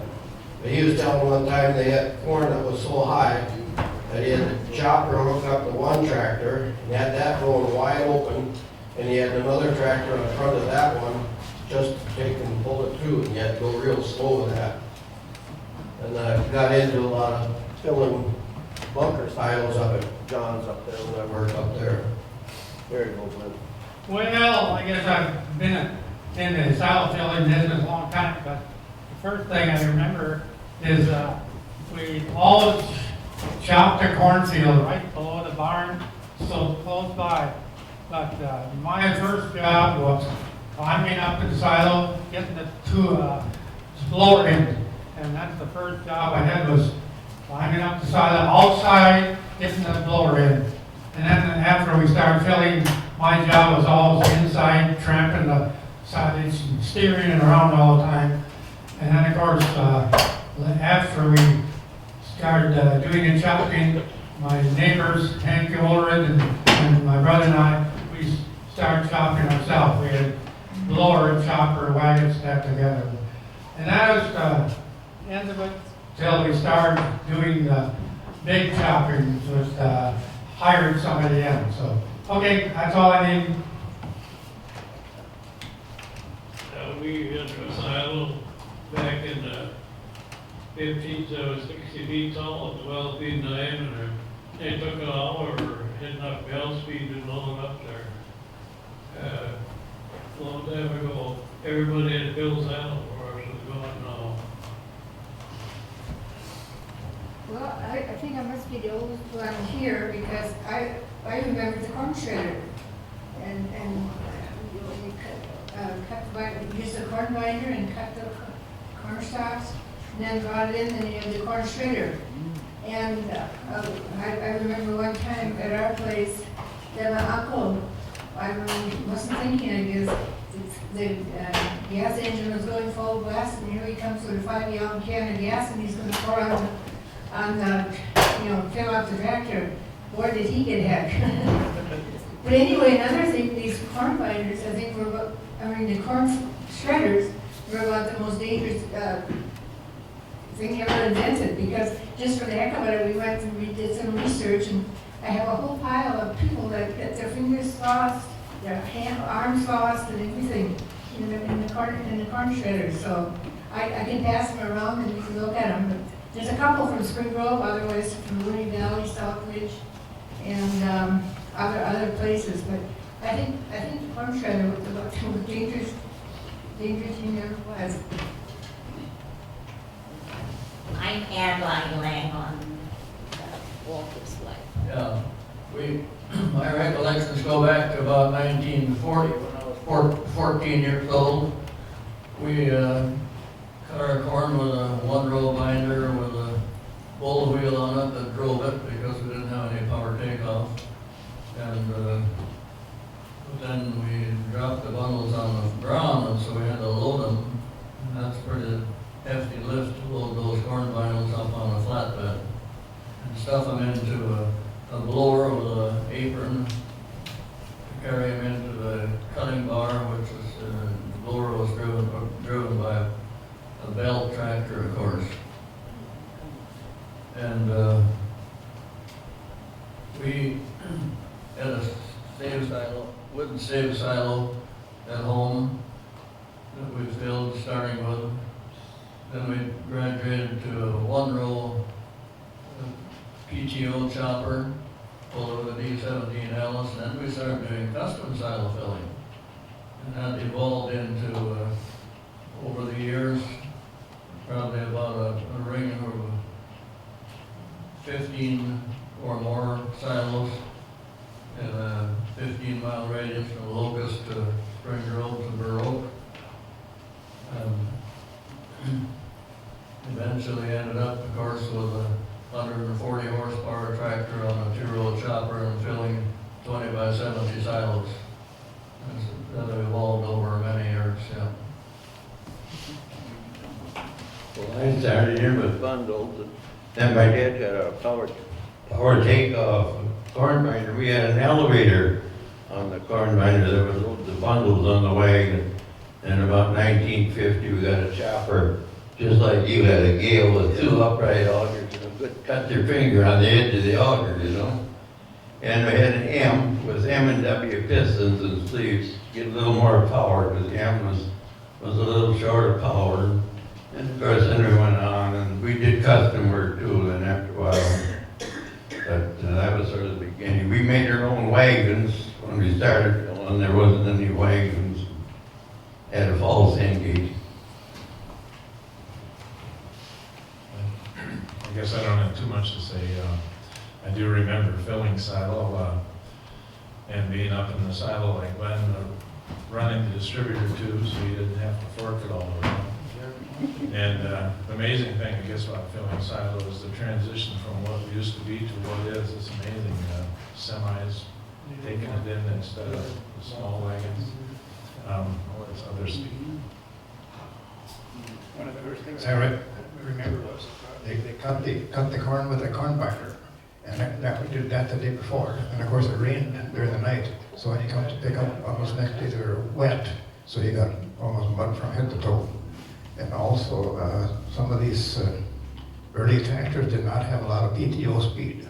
I know when we first started to go silo with the chopper, one fell on the farm all them on the blower, and that just barely would top out at 540 RPM per minute, and didn't quite have the oomph to fill it on silo. So Deborah says, I'll put my Alice Chalmers 45 on there. And of course, that had a lot more speed, DO speed, and I was banging those up in the silo right now. My first job was to stay out of the way as a little kid. And then that was during bubbles. And then we went to, Tommy Rolson, about 50 miles away, brought his chopper down and started chopping for the neighbors. And then my first job was up in the silo tamping and fighting with those distributor pipes. Then later on, when I probably got about 13 years old, then that was my job to climb the silos and anchor get the pulley up there so they could pull the blower pipes, because most of the guys didn't want to go up the silos, but it didn't bother me. And then I went down on the ground and pulled out silage on the back of the wagons, and my uncle had he had wagons that he built, and he had a transmission, a truck transmission on it, and it would pull the gate ahead with the cables, and then he could reverse it, and it would pull it back again. It was kind of a little ingenious. Of course, we always wanted to stay away from that thing too. And then eventually I went to hauling loads in from the field. But the interesting thing was that you'd fill silo all day, and then you had to go to football practice about 6:30, 7 o'clock. And the town kids, I asked them what they did. Well, they slept till noon, and then we already went through all kinds of football and practice. But that's what it was. But it was kind of fun. So.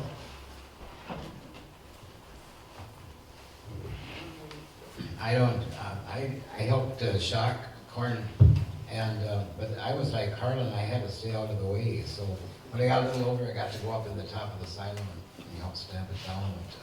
But what I remember, I lived in town, was you could sure tell when they were doing silage, because boy, the kids from the country sure did have a certain odor that you could tell. And the same way if you went to somebody's house, you could tell that they had been getting into the silage, because it certainly left an interesting odor.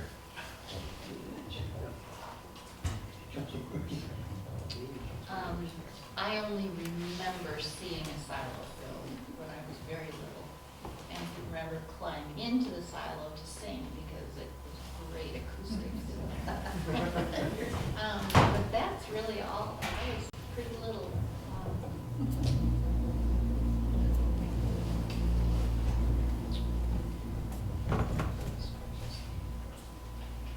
Well, I remember coming home from school during the week, I remember the cell phone was going on. Sometimes I'd have to listen, see if I could hear it in the neighborhood, tractor on the cell filler.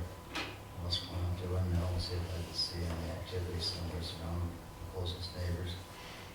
And I'd get over there, at least get the tail end of lunch or something. And I never loaded any bundles, but I used to drive the tractor on the bundle pickup wagon once in a while, or actually anytime I could.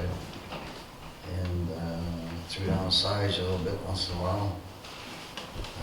Remember that in the winter time there was about 8-10 inches of frozen stuff around the edge until it warmed up someday. And that's about all I remember.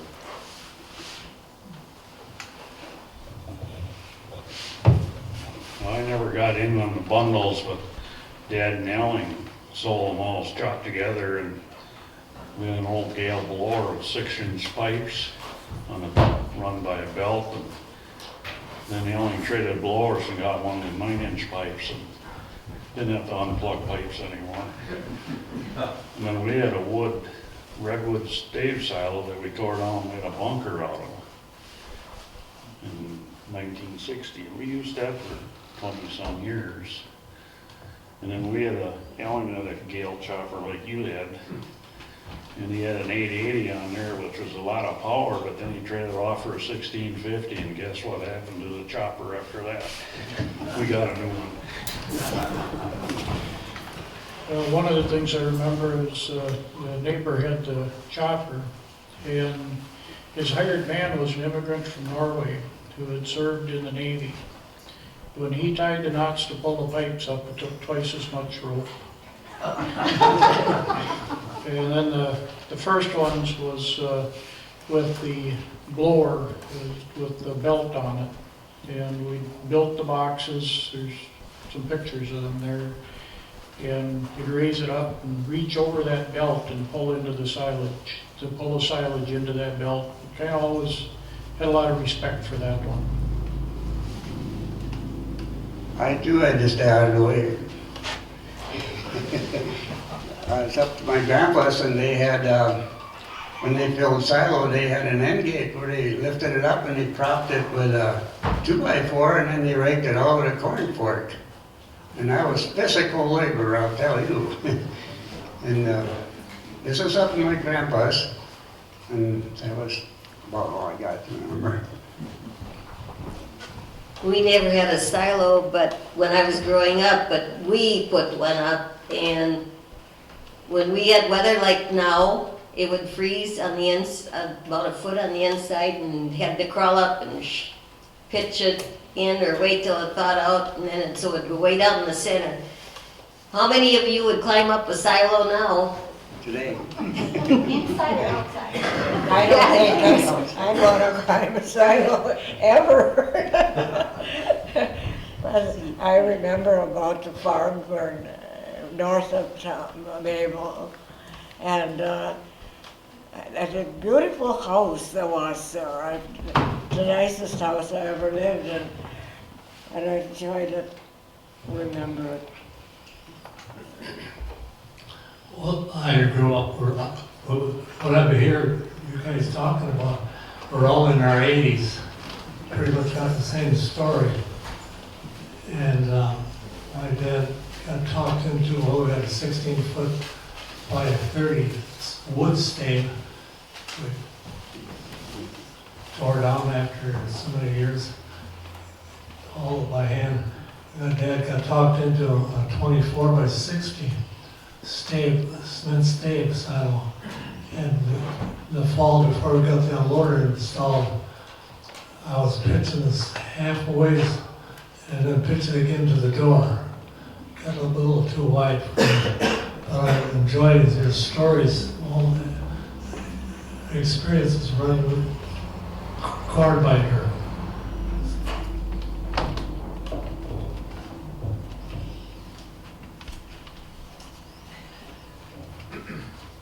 Well, we farmed. We used to milk over 100 cows, and we put up one of those harvesters one time, and I didn't like it.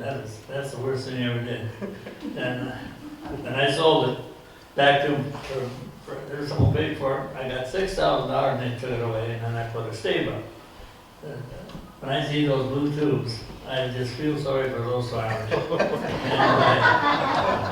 They're the most ridiculous thing ever.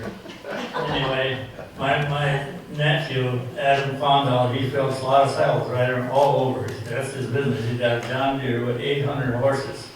And he can fill a wagon, a big wagon with tandem wheels in about 3-4 minutes. And he does his work by the ton, you know. And the worst thing about custom work is the weather. You get too much downtime, and it's tough. Well, I did custom chopping for about 30 years, and one of the earliest times were chopping on Andrew Toby's was when we still had the false end-gate wagons, and Andrew was up in the silo, was getting full, and he's keeping it away from the blower. And I guess Sig Berger and I were unloading a wagon, and Andrew must have thought we were feeding it too fast, so he stuck the fork at the end of the blower, so he plugged it. So we had unplugged the blower, and he got a time to rest a little bit. You guys want to say your name and you guys related? I know you both. All right, I'm Anthony Belbronson. I grew up just south of Spring Grove here, a couple miles. Well, I'm not quite 80 yet, but I got a couple stories talking about the blue silos that you were just talking about. That's what I grew up as a kid. We had 3 80-foots and a 50-foot. We had corn silos and hay. I hated them. Absolutely hated them. And then we moved out to, well, actually where I'm living at now would be Ernest Gobley Farm. He passed away last year. A lot of you guys might know him. I know, Yep, and so he's got the old States clay tile silo, no top on it, and that's what we filled for the first couple of years we were out there.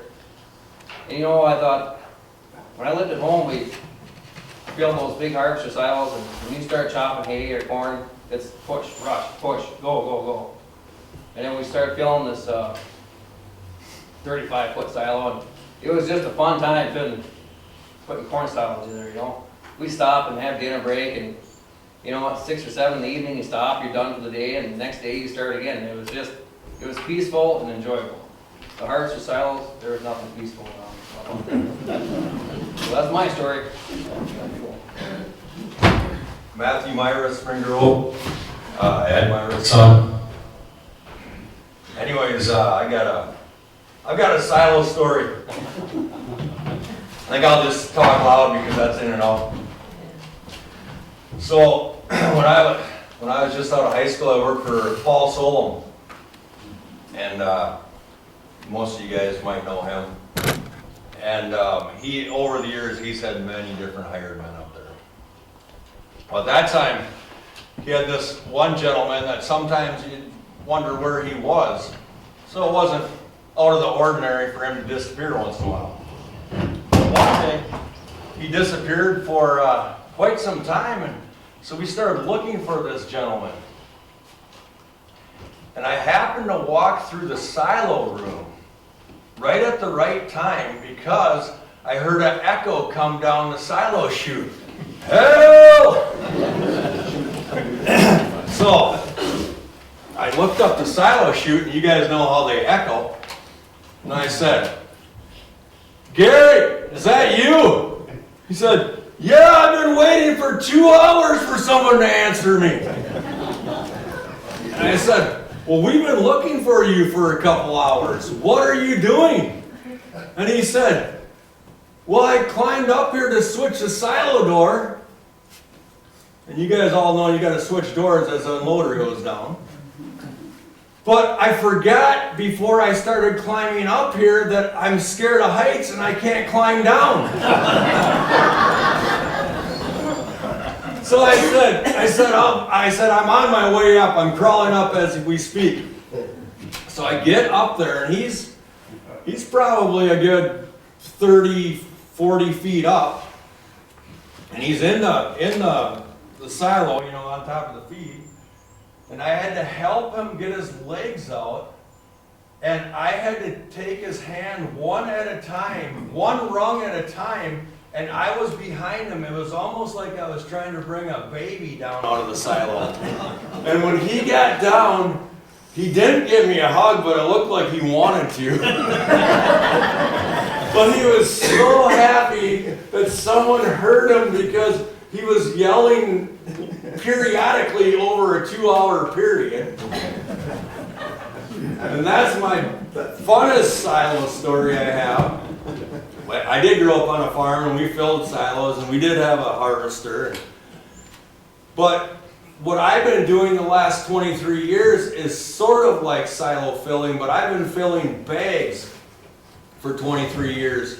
I just did some quick math, and I've filled over 55 miles of bags in 23 years, which is around or close to 500,000 tons of feed in 23 years. So I've been around putting the feed in, but it's been in the plastic tubes. So not the blue ones. Not the blue ones, just the, you know, you guys know the bags. I got one story here. I don't think this worked, but. Okay. Everybody's been talking about mostly chopping where you got a mechanical chopper, but what about back in the olden days? You cut the corn shock, or cut the stalks, and then you had to go and buy hand out there with the wagon and the horses and pick them up, and most of the time that corn is high and it's heavy stalks, and that's the heaviest job of the farm nearly when you're filling silo. It was really something, everybody talked about it, but nobody mentioned today there about how heavy that work was. But that was a heavy job. All Yeah, that but it was stuff, bundles. You was especially talking if they're, about bundles. because they're wet and green and maybe 12 feet tall, that was work. So, Can you imagine if this corn that makes 200 bushel an acre, how much they would have weighed? yeah. And you had a flatbed rack and you lay them all down like that, and then you come up to the filler, and then you'd have to put them in one at a time like that. And that's it. So let's talk a little bit about silos and feed. We had a 16 by 40 silo, and it had a roof on it. And so the first thing you did in the fall when you opened the silo, you carried this 50-foot cord up there, and with the trouble light on, probably a 100-watt bulb, and you hooked it over the top door, and that was the light for the wintertime. So by the time you got down to February, you had the silage down 2/3 of the way. So you got up at 5:30 in the morning when it's 10 below zero, and one of the first things you do is throw down silage. And so you go and you climb up there, you turn the switch on, and this little 100-watt bulb 30 feet above you, it's just light enough so you can see the silage. And then, by then the silage is frozen in, you chopped it away. But it's a 16-foot silo, so like Richard said, you got to throw the first part 16 feet to get out there. You're in the coldest place in the world, and it was just terrible. It was absolutely, the silo unloader had to be one of the best things to ever come along for farmers. But we never could afford ones. We boys had to throw it out there.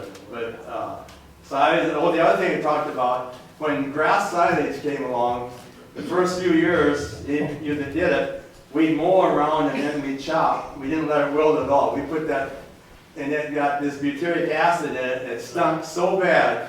And then when you're riding the bus, you could tell every kid who was making grass silage because it smelled so bad. And we did it for a few years till we finally figured out you got to let it wilt a while, and then it makes a lot sweeter feed. But yeah, kids on the bus that silage, you knew who they were, because no way we had time to take a shower every day before we went to school. We did it once a week probably. Okay, who's next? Well, one more mention about silage in wintertime. If you didn't keep chopping away the silage around the edge, pretty soon you'd have maybe a foot and a half of frozen silage. And I remember one time the hired men didn't keep it chopped away, and in the spring there was maybe 20 feet of silage, and you're wondering if they're going to fall in or not. So you had to worry about this is going to topple in when it thaws out. We had a guy by Bounty, he got killed that way.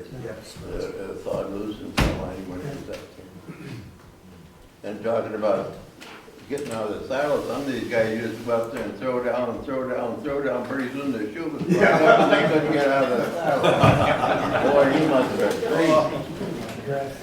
I never pitched that long. Carla, go ahead. I always thought that Throw that long. get home from school, get up in that silo right away because it got dark.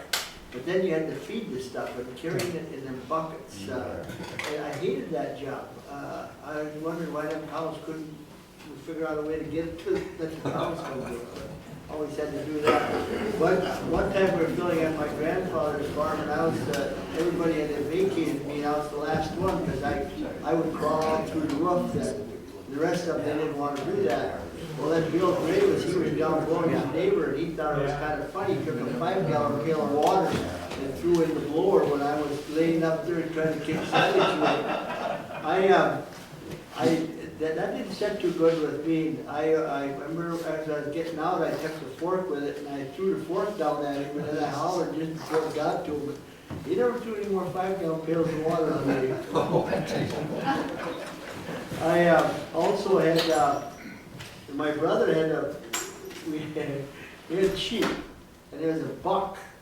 And in the spring, when the silo got down, that buck would come in the barn and he'd run in the silo and he'd deposit all his crap in there. And my brother David, he was going to teach that buck a lesson, so once, when that buck went in that silo, he crawled up the outside, he dropped a cherry bomb in there. And it went off, and I stood by the barn door, and that buck came out, and the eyes were just huge. And after that, he kind of ran loose in the place. And after that, he'd go to the barn and he'd look in there, but he never dared to go back in the barn.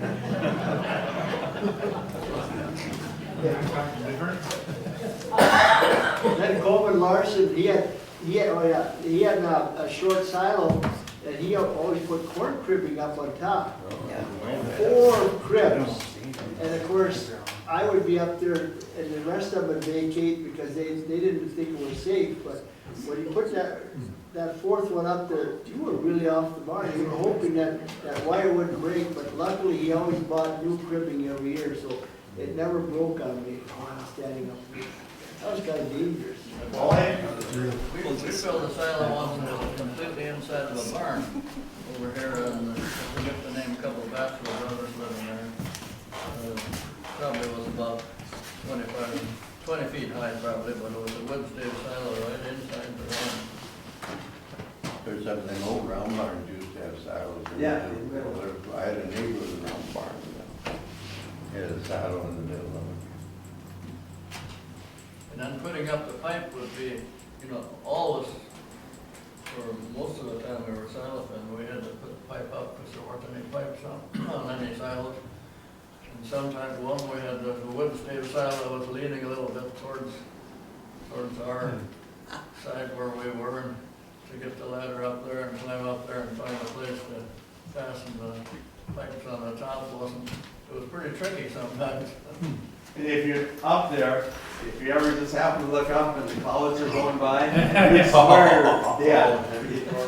swear you're going over. It's just the clouds moving and you're not. Fortunately, I was never scared of heights, so I could always climb them. I used to climb up to 70-foot silos just to get a look around the countryside. Yeah. I got a harvester silo, Ozzy, and if you wanted the thing, you could, for old time's sake, I could give it to you. There's a lot of them around. I went up the silo, didn't have an outside ladder, and went up to shoot, and then they had a plank across, so you had to walk across the plank on this empty silo to fasten the pipes. He wasn't sure what the plank was gonna hold.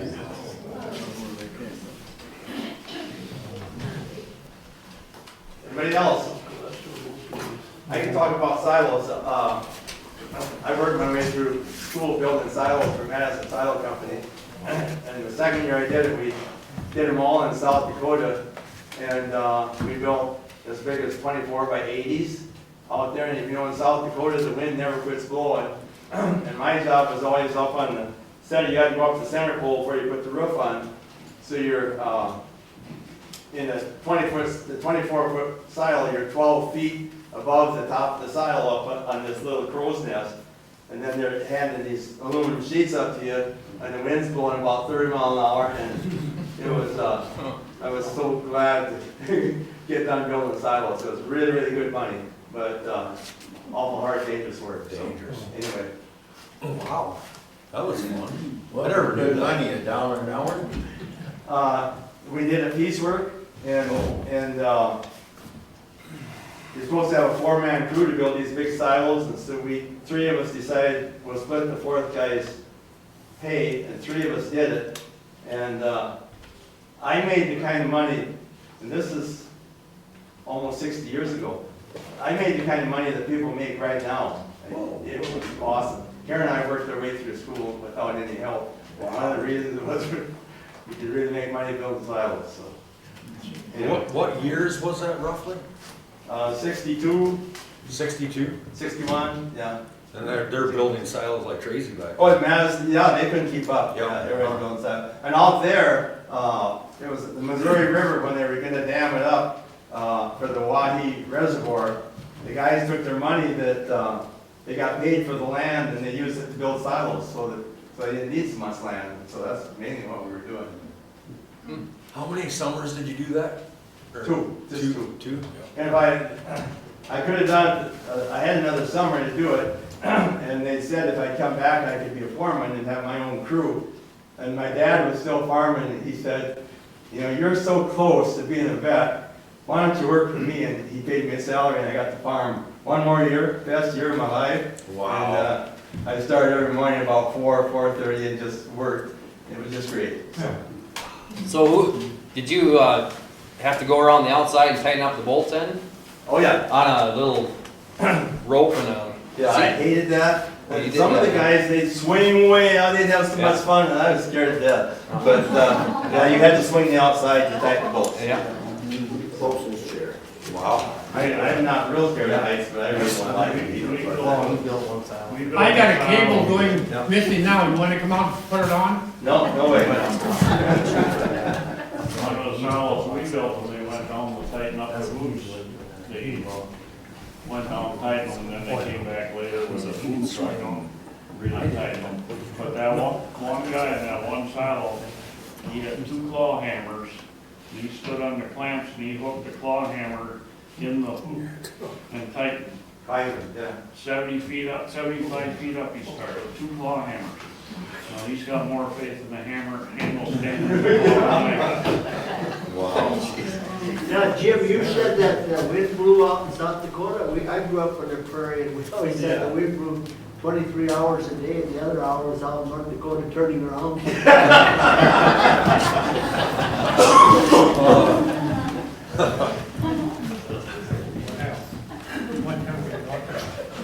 Anybody else? Yeah, go ahead.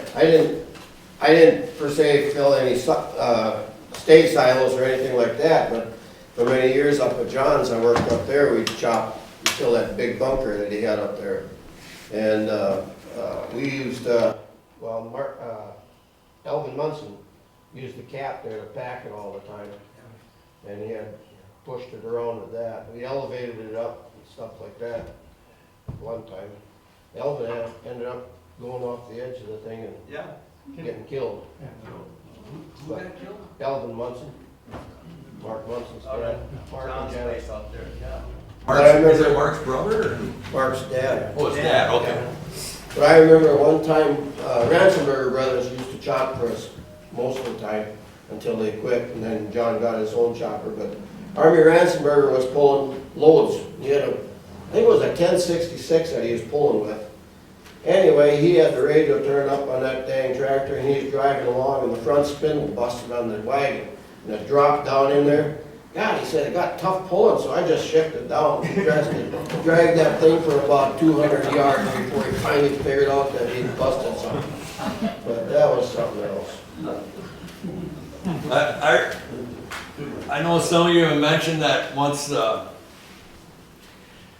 silo unloaders came to be, then it was a lot easier to unload the silos. But I think it's more than just our farm that sometimes when the silo unloaders would break down, well, it'd be easier just to leave it broken and just use a shovel or a fork. So I bet you there's a lot of silos that were still being filled and emptied manually or by hand, just because your muscles normally work, but sometimes a silo unloader doesn't work. More than once, I've heard the story that guys, when they go to fill a silo, they forget to wind the silo unloader up. When they fill a silo, I know that's true now. That's true. It's a possibility. Then they're definitely gonna help. Talk about unloading the silos with the silage fork, and we kept a pickaxe up there for cleaning around the walls.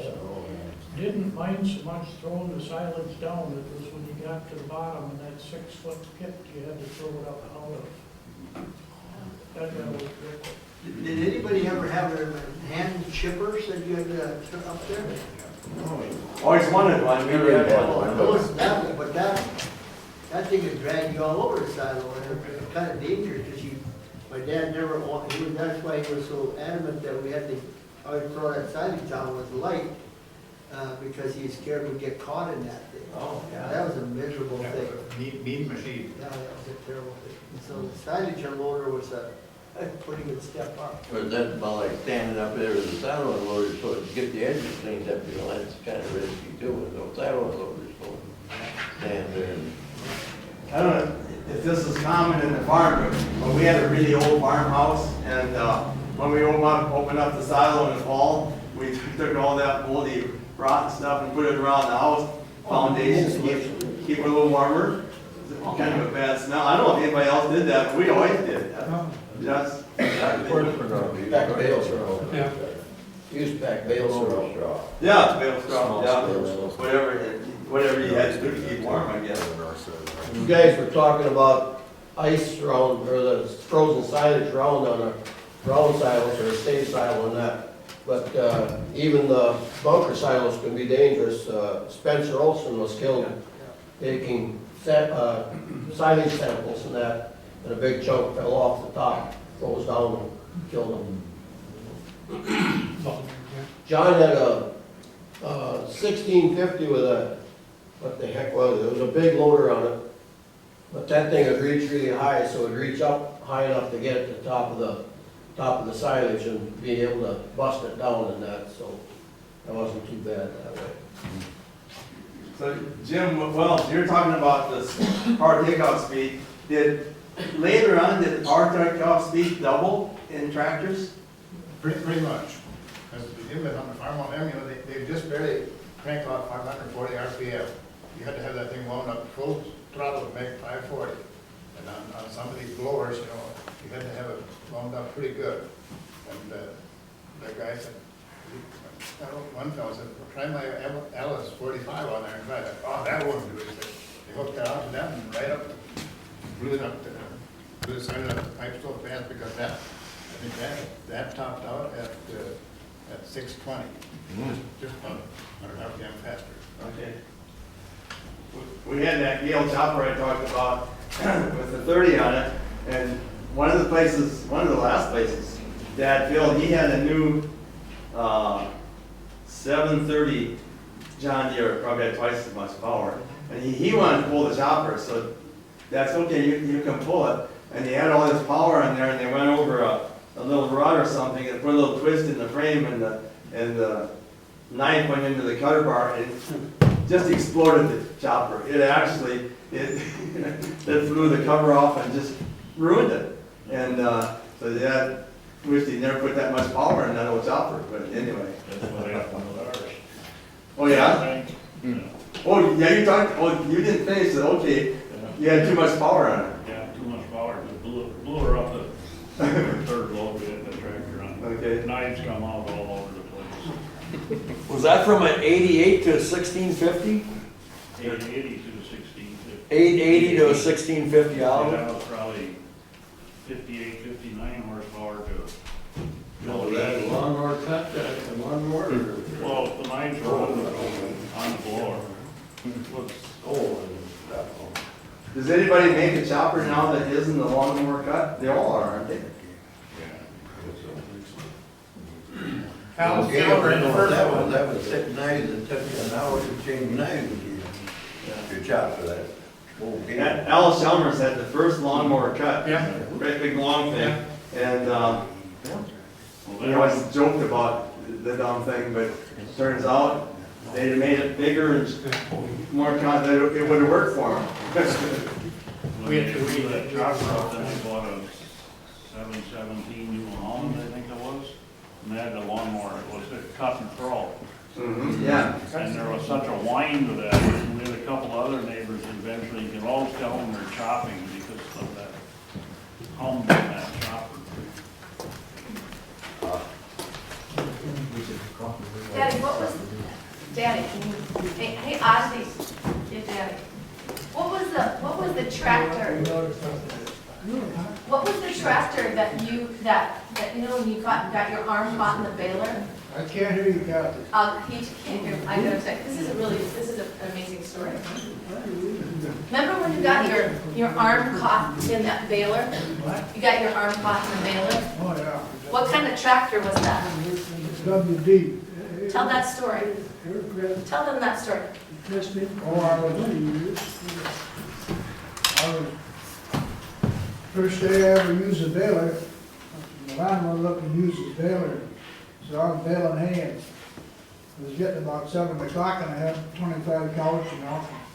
so I speeded up a little bit, and I'm trying to, but I hit a gopher mound, and this latch dropped, and the trying to dropped down, and the bale of hay was about that big, so it wouldn't come back up, and it wouldn't go around the bale, so I threw that hand clutch ahead, jumped off on top of the baler, and it says a sign, stay off the baler when running. So I put my hand up on this guard that had the sign on it, and I reached down there to get that tube, and the baler got me. And she took my arm up, took me in up here, with 1,400 pounds of pressure on the rollers where the hay goes in, you know. So up about 2 blocks, this kid was walking, he's about 12 years old, he's walking down the road. And I hollered at him when he come down there. I didn't know what to do. I wasn't thinking about dying. And it was pretty tight. But anyway, I told him, as you get on top of the tractor, push that clutch in and pull that rope. When he pulled the rope to the conveyor, spun the hay back. Well, I said, put the other clutch in. Put the clutch in again. I said, pull the other rope. He pulled the other rope, and I kicked my arm out. Man.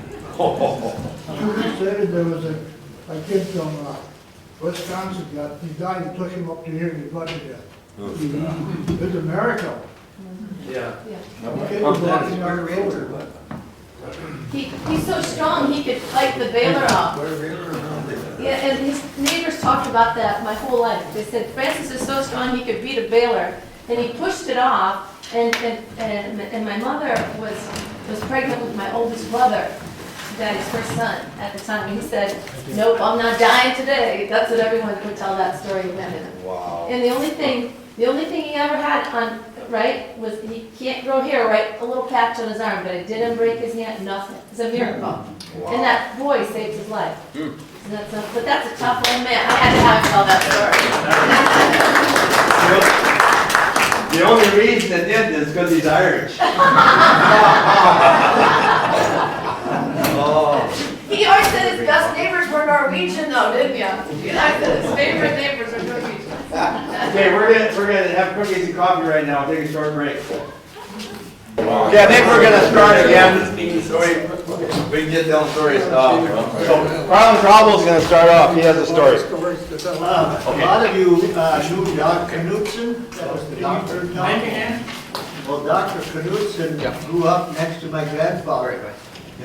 And we were in a neighboring farm. And we used to have Benny, his older brother, would come over, and he was kind of the head of the family. And he would he'd come over with his chopper. And then we'd have supper, because we'd work kind of late. And then we always wanted to get Benny laughing because his laugh sounded just like a 2-cylinder John Deere. We'd do anything to get him laughing because he started to get to eat, but then he started and then go faster.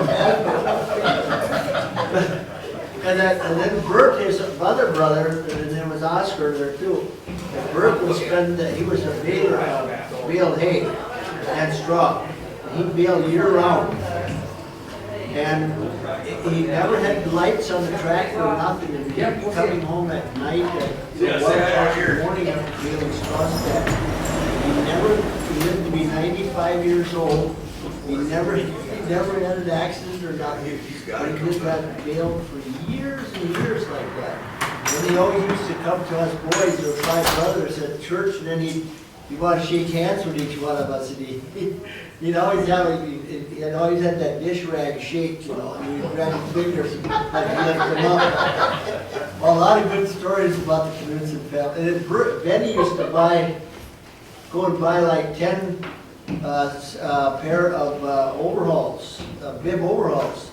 Of course, Benny was the biggest one of the family, and the rest of the boys had to wear the same overalls. And then when they get real dirty, they were just so stiff, they'd throw them in the porch, and there'd be a pile of overalls in there. And then his wife would have to wash all those things. But it was fun family. There were a lot of fun.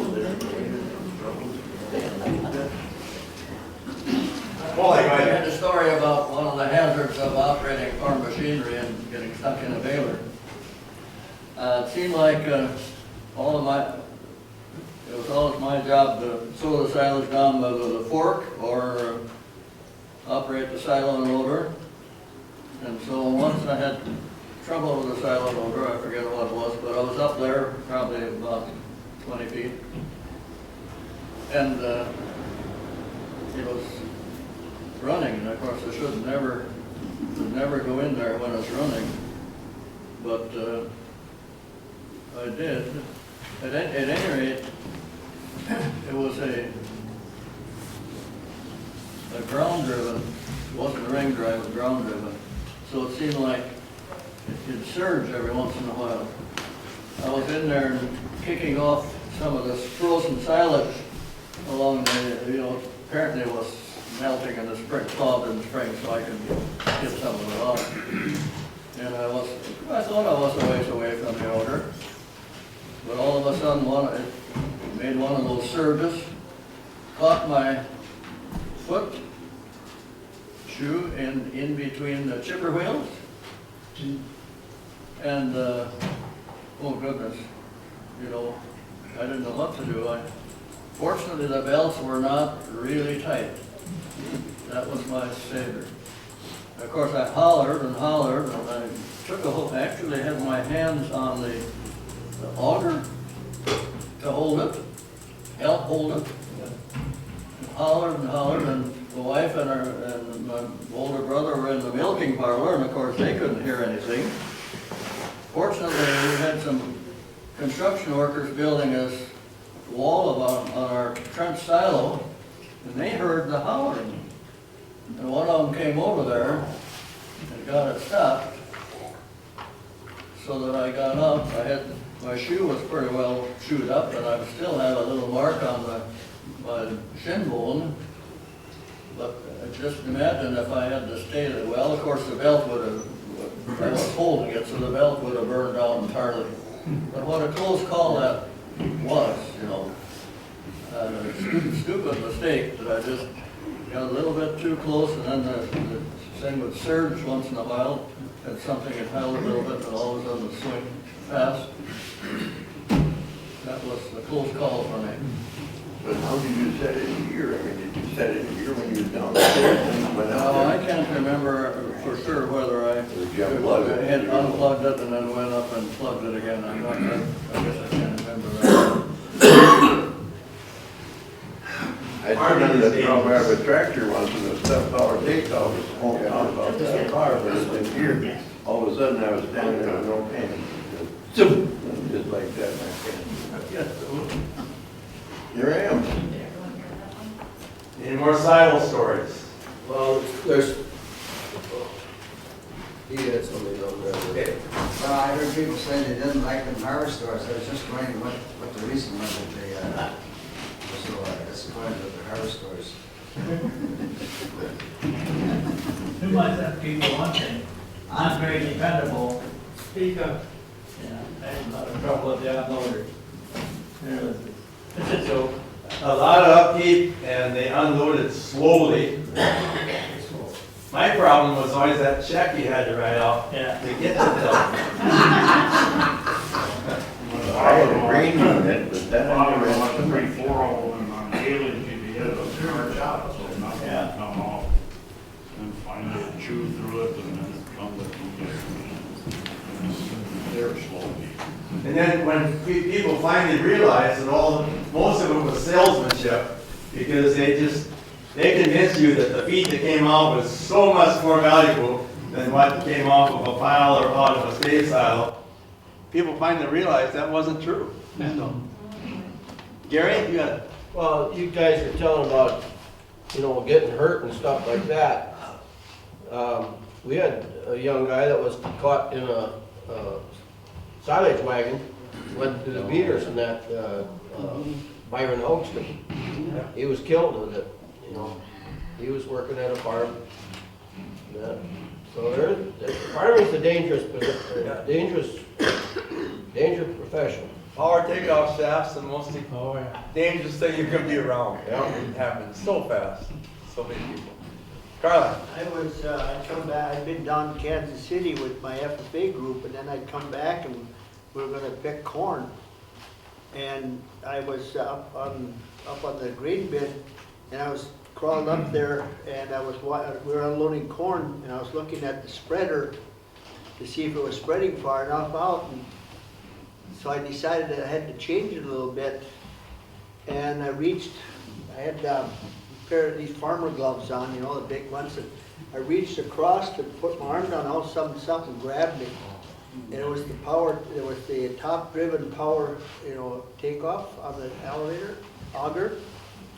And they had put a pin, instead of a shear bolt, they put a bolt in that long, and that bolt caught the end of my glove, went right through my hand, and before I knew it, I was in it up to my neck, and my head was in it. And I thought, the only way I'm getting out of here, I'm gonna have to leave my arm. And I pushed as hard as I could, and I went right back out through my clothes. And I landed on the top of the bin, and lucky there was a safety ring there because I grabbed it before I went over the edge. And then I had to get down before I went into shock. And of course, you know, I went and turned off all the machinery and shut everything down. And then I tied a tourniquet on, and I went out in the field and thought Burton Frichty was combining for me. And Burton, I had to keep him from passing out. He was, it got up. Well, then I got the ambulance ride to Lutheran Hospital over there, and they brought me in, and I remember I was laying in the operating room, and they didn't put me out. And I was looking up at these people, and they were all blood spattered. I thought, well, this is kind of a messy room. And then they were trying to cauterize the wounds, and each time my heart would pump, it would spray blood all over that operating room. And then a couple days later, I was laying in the bed all trussed up, and a lady come walking by, a young lady, and she jumped in the room. She said, "What happened to you?" And I said, "Well, a farming accident." She says, "Wait a minute, I gotta bring somebody in here." And she went and got her husband. He was an FBI agent, and he'd been in a gunfight, and and the bullet had gone in between his two fingers in here, and I exited out through his wrist. And she said, "See," she said, and he moved his hand in that to see, they can fix you. You probably won't be perfect, but you can fix you. But I had my two fingers degloved. They were pulled off, and they put them back on again. And I don't have any feeling in the two fingers and up my arm, but I made it. You're alive. Wow. Yeah. Yeah. So that's just, I always told the kids, I said, you know, you can be safe every minute of every day. All you gotta do is screw up for 1 second, and that's it. It's got you, and I know how a rat must feel when a dog gets a hold of it, because that power takeoff just shit ricochets you all over up there. So. Anybody else get just about killed in a farming accident? Amazing. But nobody else, I have a story. It's not near that grim. And this is about silo filling. So there's a silo. You know, we had the silo next to the barn, and then you have a little silo shed between the two. So this is a little bit about the silo shed roof, but it starts before that. We really like cats. My dad and I, the whole family, just love cats. And so out in the barn, we always had 2 or 3 cats that were super friendly because we petted them all the time. You'd be talking to Dad, and he'd reach down and get a cat and pet it while he's talking to you. So we really like cats. So we had this one. It was an orange-colored kind of a calico cat. It was a tomcat. We called him Tom, and he was with you. He's just so friendly. And he got to be 6 to 8 months old, and Dad said, you know, that cat, he's a tomcat. He's going to leave us. He's going to start running around. I think we should neuter him. And then he'd make a really nice barn cat for us. And my brother and I was about 14, he was about 16. So yeah, sure, you're going to neuter the cat. Who's going to hold him? He said, no, my dad told me how to do this. I think we can do it. So he had these knee boots that everybody wears. You don't have shoes in, you just slide them in and wear them in the springtime. He had a pair of those on, and he took one off. He said, what you do is you stuff the cat in the boot, And then the two boys, he said, take your gloves and each one will take a leg and hang on to that leg and keep the cat stuffed in there. And obviously, the scrotum's right there and I'll castrate it. He said, I know it'll work. Never done it, but I know it'll work. And he kind of thought he was a bit of a vet. We had our own castrated dehorning and stuff. And so he had for some reason, there was a nipper, hoof trimming nipper hanging right there on the wall. Had a blade about so wide. And he said, that's what I'll use. So okay, we were pretty excited about this. We want to do it. So we got the old cat, and he didn't want to go in there very bad, but we got him in, and each had a hold of the leg, and he was really squirming, but we thought it was going to work. And Dad said, you ready? We're doing it. I said, okay. And he did, and it was just like an explosion. Just, whoa. Neither one of us could hang on to the leg. We lost him. And the cat went over the barn door was open on top. He went over it, and then he ran up on the silo. This is the silo roof part. He went up on the silo shed roof and just sat up there and glared at us. I mean, and Dad said, yeah, it works. And he had the testicles there. And he said, I told you it'd work. And then he looked down and said, oh, no. And his boot had been ripped wide open. That cat just exploded. And so it ruined his boots. So but he said, well, I need a new pair of boots anyway. But the happy ending of the story is that cat, he stayed around. He did. And when an animal's growing, if you take away the testosterone, the long bones never stop growing. They keep growing. That's why a steer will get to be a ton, because he's a steer. And so that cat got to weigh 20 pounds. A beautiful cat. He was with you all the time. And we had him for many, many years. Just a nice cat. So the story ended really well. Anyway. He forgave you? Yeah. Oh yeah, I know. He forgave us right away. And we milked by hand, and you'd sit on your stool and start milking, and he'd jump up and sit in your lap, and just a beautiful cat. I didn't have a cat story. He was a vet, so milk fever, you know. The old cow would have vet would try to get the old cow up. Well, couldn't get her up, so I'd just grab a cat, throw it on the cow's back, and then pull on the cat's tail. And I mean, that old cat would claw on that old cow if she could, boy, she was a hot. There was no stopping that. It didn't hurt nobody. The old cat just dug in, you know, when you pulled on its tail. This cat's name was Tom. We debated whether we should change his name or not, but we did. He earned the title. Yeah, that's my story. Jim. We built, Dad built a silo, and the first couple of years he did not have a roof on it. So, of course, when it rained, it got water in the silo, and down the bottom, I got to be that little pond, you know, in the bottom was water. So we're gonna get ready to fill silo, so we just scooped the water out on the ground. The chickens were running around outside, and one of the neighbors came over and he says, those chickens are funny. They were walking, jumping over. We walked over, and stuff like that. And the vet happened to come over there and he said, those chickens are drunk.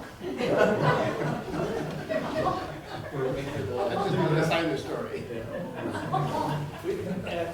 A couple times, you know, when you get the silo empty and before silo filling, and it's got that pit you talked about is down there. Twice we had a skunk get in there. You know? Oh. And that's something to get out of there. How'd you get the skunk out? What'd you do? One time it was with a 22, and that didn't work so well. And the other time was we stuck a pole down there so it could climb out and get out on its own.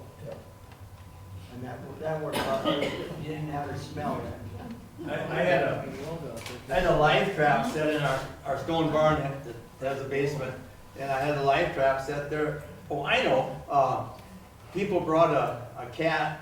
That's happened several times to the clinic, and just about the time that ready to go in the door, the cat explodes and runs away, and then he's scared, so he can't catch him. So we had that happen. So I set a live trap down in the barn, thinking the cattle come and they put some cat food in it, you get him. And I got a skunk. And that's right next to the clinic. I really didn't want to shoot him there, so I got oral tranquilizer, and I started feeding him this stuff. Put it in food, eat it, and he almost got to be my buddy. I fed him every day, and I keep upping the dose, and finally I got enough stuff in, so I went out and he was out, and I was gonna just shoot him, but I got so attached to him, I took him out and turned him loose, and then he came to and ran off. But a skunk's a real problem if he gets in the wrong place. I have a story which is Good. tangentially related once you're talking about other animals.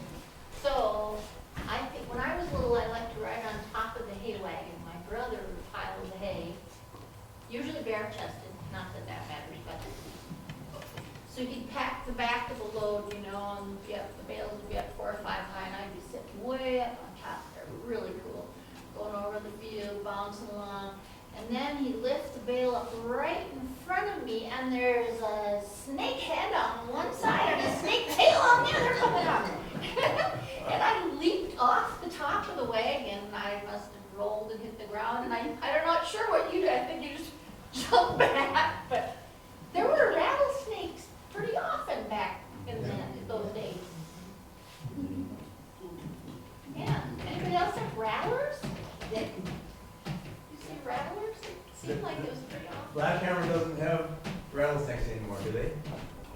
They introduced them, down at Scotland, Muskogee Farm. Yeah. So there's some there, I don't know. Now, 50 years ago, driving down through the Yucatan Valley, at least once a week, you'd see a rattlesnake that'd been run over in the road. And I always stopped and looked at them and see, but the last 20 years we haven't seen any, so they're pretty well gone. They clear cut across the valley there from Scouties. They clear cut that whole bluff there. And they hire somebody to put goats up there to keep it clean for the rattlesnakes. But they also put rattlesnakes there. Well, they did. Introduced them. When we used to track wire, we always found rattlesnakes under shot someplace out there. Yeah. In the field. Rattlesnakes or bull snakes or. Well, at least it's rattlesnakes. Yeah. There's always some kind of snake.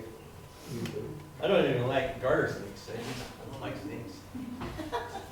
Back to thrashing, did anybody ever go out tipping shots? That was the thing before if there was a rainy, couple days, and then you're gonna thrash, and in the morning, maybe a whole bunch of guys would go out and tip the shots, lay them so the butts were towards the sun. So then by noon hour, everything was dried up, you start thrashing again. That And was one thing with it. you see a snake every now and then when you tip them, right? Yeah, you tip them, just lay them over. Sometimes you'd spread them out a little bit. You tip them, so they dry out, so you Yeah. can start thrashing by 10 o'clock, 11 o'clock. But you start tipping early in the morning when there's dew is up. Yep. Yeah.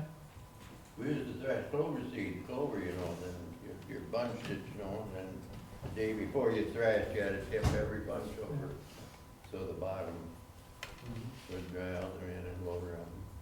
Throw in the thrash machine. Jim, when you were building silos, did you ever have to take one down and start over? No, we were pretty good. We didn't, we had all funny stories with that. One we built, it wasn't in South Dakota, but on a farm, and the guy, we just got started, and he came out and said, I've got some, he wants some Bloody Marys, and what he was mixing beer and tomato juice and calling that a Bloody Mary, and we said, no, we can't have any alcohol, we're building. So he sat down, and all the time we built, for 2 days, he sat down and drank Bloody Marys and watched us, and he didn't seem to get too drunk either, but anyway, Well, we were building a solid 20 by 75, and it was probably 2/3 of the way up in the big wheel from Winona Cap to the drive-in. But the line between the Yeah. stage was starting to go around. The silo was perfectly straight, He made them take it Oh, yeah. right down to the first stage and start over.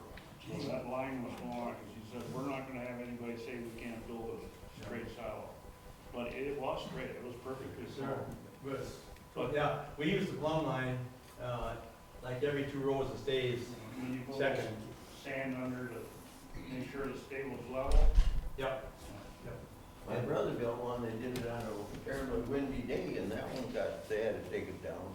It kinda got a little bowl in the middle, I don't know if the wind. Yeah, if there's anything wrong, they take them down, they won't let them stay up. And we never had it happen. We had a really good foreman. And this crew said, yeah, we screw up about once a year, and then we remember to do it right. Back when we built, We didn't know it was leaning until they got the other one. they, every crew had safety nets to put around the inside of your staging, had safety ropes when you're hanging. They never got, they put them way in the front of the truck and never used them because it was such a bother. And, man, I wish we would've used them because I sure wasn't gonna bring it up, but, now the last 20 years they built, they don't pull any of that crap. They use all the safety stuff. They have to. I think the most dangerous job in building silos, the guy that was on the ground hooking the stake. Yeah. Because, you know, if that, when they built ours, it's just, you know, the pressure. Yeah, that's all it was. And if that rope ever came loose going up, it dropped the stake. And when you're up 60 feet and you got a 40-mile-an-hour wind, you we pull the little thing here and that throws the clutching gear that brings it up at you and they come up fast. Yes. But the wind will take it so it doesn't come straight up to you. It goes way out and then you gotta reach out as it's coming this way and grab it and pull it into yourself. And you got really, really good at that. So it wasn't a big deal, but. You know, even the salesman for Madison Saddles. I His should. brother was in the grocery business in Wyoming. No, I don't think so. I bought a few saddles, I can't think of his name, you might, I might forget. Can't remember the name of the director that was in charge. We'd go out there, we'd go out Monday morning, have our truck loaded and head to South Dakota and we'd drive all day to get to where we were going. And then we'd build for 2 weeks. We'd build 4 20 by 50s, or 20 by 60s, in 2 weeks before we got to come home. And then we come home for 2 days and go back and do it all over again. Was you all over South Dakota or just sort of one? No, area? just in the northeast edge along the Missouri River, pretty much. Got in North Dakota with 1 or 2 of them, but otherwise it was. Did you gain weight or lose weight in those days? Oh, you're just like an Iron Man. No, Yeah. because the stage weighed 77 pounds. I've got a couple of those staves we use on the trail. I can't even lift them. And we used to pull them out of the air and set them down and run around in 2 hands, lift them up and set them. And so, and one thing we found out, when we have to have a new guy, if it was a big guy, 6'2" or so, we'd bet on how many hours before he'd leave us. And, but you got one little short guy and blocky, and those are the ones that stayed with you. But it was just too hard to work for a big tall person, so. Okay, anybody want to talk about any other subjects? Well, I've got 2 silos for sale if anybody wants them. And 3. Yeah. We're talking about how to drop a silo, if you ever wanted to drop one. And I think I've seen it done once. You take a maul and you go around and knock the bottom staves out on both sides over halfway around, but you leave maybe 2 here, and then you just go off a ways with a slug shotgun and shoot those 2 out, you'll come right down. Just like a mole in a tree. It's just super fun, but and not dangerous. Do you have a story? A silo story. No, we don't need any story. Any story? We're kind of off subject now anyway. I'll tell you that when someone told me about working for Giants of the Earth, someone said to me, you really love the Norwegians, don't you? You love to tell stories of the Norwegians, because I did work for Luther and liked working for Luther right before that. I grew up going to Luther College campus, and I used to tell Norwegian stories, and even though, you know, my last name's O'Regan, daughter of this guy, I had a special place in my heart for this part of the country, because we're 5 generations from Wakan on the O'Regan side, and on my mother's side, she's a Franzen, she's a German and Czechoslovakian. And so my favorite Norwegian story, and why I came to work here, is, one, I love this ground, because I was born in Caledonia, and my father's from Wakan, and I was born in Northeast, raised in Northeast Iowa. But really, I always was called a little Norwegian by my mother, because she said, if you mix an Irish girl with a German and a Czech, you get a Norwegian. So you're really a Norwegian. So I tell people that story all the time when they ask me why I love the stories of Giants of the Earth and of around here. But really why I love working here, I'm so grateful to work here, is because this means something to me. Like, you guys are telling real stories. It's something this will be gone sometime. And so to preserve the stories is pretty cool. So I just really love hearing the stories. Don't you think it's fun? It beats sitting around watching silly television sometimes, or, we forget, like, just communicating like this is so important as people. Because we get, speaking of silos, we get put in our own little silos, all isolated. And things like this make us come together. And I really love it. I think it's really important. So I hope you all come back next week, and not just next week, but whenever you want. So I'm really happy to be here, and it's lovely to meet you all. And that's all my story is, Doc. So you mentioned Norwegian. I promised I wouldn't tell you a Norwegian story, but I think I can tell one. Little Ole was in 2nd grade, and he went home from school, and he says to his dad, Dad, why do I have the biggest seat in the 2nd grade class? Is it because I'm Norwegian? And his dad said, no, son, it's not because you're Norwegian, it's because you're 18. Because you're 18. That's a bad joke. I'm not Norwegian, so I can tell you. Right. Oh, can I tell everybody about our film festival? Should I tell everyone about our film festival? Yeah, sure, yeah. You know what we're doing really cool this year, for the first time in Spring Grove? We're doing the first international Spring Grove Main Street Film Festival. So we're going to do it from November 5th to the 8th. And people from all over the country are submitting films for us to have at the cinema. And we're going to have them here, and we're going to have them at the Opera House. So it's going to be a big deal here in Spring Grove. It's our first one. And we already have people that have submitted films from New York and from LA. We just heard about today a filmmaker from LA who's going to come. So it'll hopefully bring a bunch of people that have never been to Spring Grove. And we'll have some people do bed and breakfast here so people can make a little extra money. And really it's just to put everyone together. Once again, it's that people thing, to get people to talk to each other, to create community. So we're really excited about that. And if you know anyone who wants to help support that, it's my job to bring money to Spring Grove. So you are all welcome to sponsor. If you know someone who wants to sponsor, it'd be really great. We might have a couple famous people come to our film festival, which, everybody's famous enough in this room as far as I'm concerned, but it is nice for press to have other famous people come for the film. So hopefully that's going to be a big, fun, successful event. That's what we're going to do. Yeah. Only ice fishing. Carlin knows more stories than anybody I've ever known. That's for next month. Okay. Ole went ice fishing, and he got out and he dug the hole, and all of a sudden a voice came from up above and said, "Ole, there's no fish there." Okay, he says, so he moves over, waits, and digs another hole and gets ready, gets his pail down, gets ready to put his line in, and says, "Ole, there's no fish there either." Okay, got it, so, all right. So he goes a different spot and goes through the whole process again, and voice comes down and says, "Ole, there's no fish either there." And by the way, he kind of looks up and he says, "Well, who says so?" And the guy says, "The hockey rink manager says so."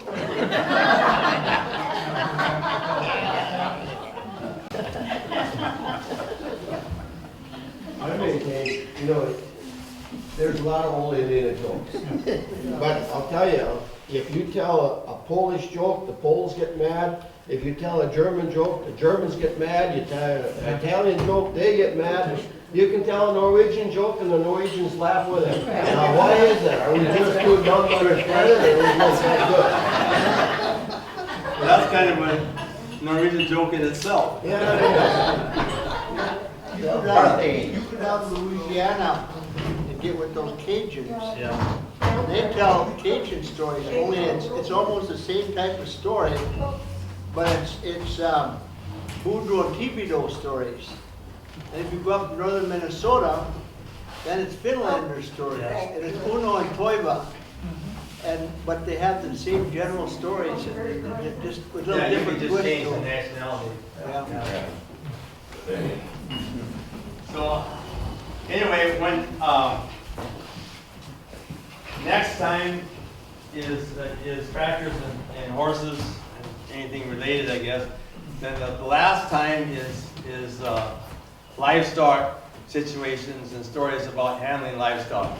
And the last time, I want to mention in case anybody doesn't come next time, the last time anybody wants to, wear the clothes that you were wearing in the 50s or 60s, whatever you were doing. And so we'll give overalls or whatever you were doing.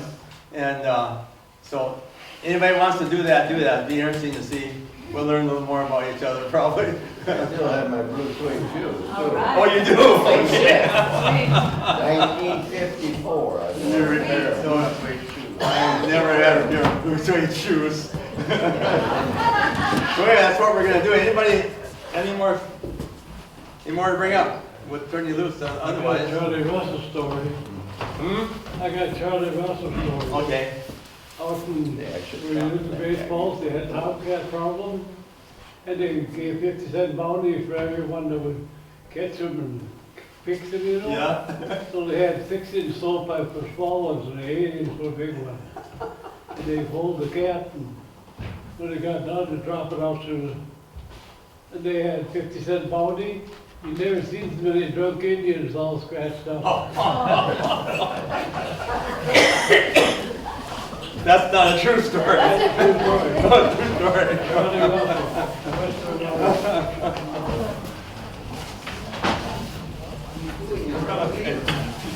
Anyway, hope to see you next week.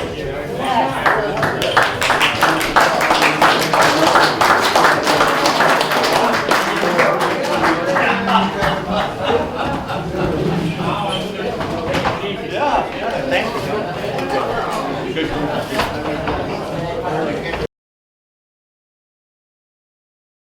Welcome, thanks everybody for coming. Our group gets a little bit bigger each time, that's a good sign. So, first off, we have some people here that weren't here before. So this is just a little handheld mic. We're gonna hand this around, everybody just say your name, and then we'll tell stories after we get everybody's name. Lenny, you wanna start? Lenny Myra. Matthew Myra. I'd say it was Gary Buxengard, but I better not. Not Don Ingolson. Gary Buxengard. Alan Markin. Glenn Kinderberg. There we go. Elton Newgard.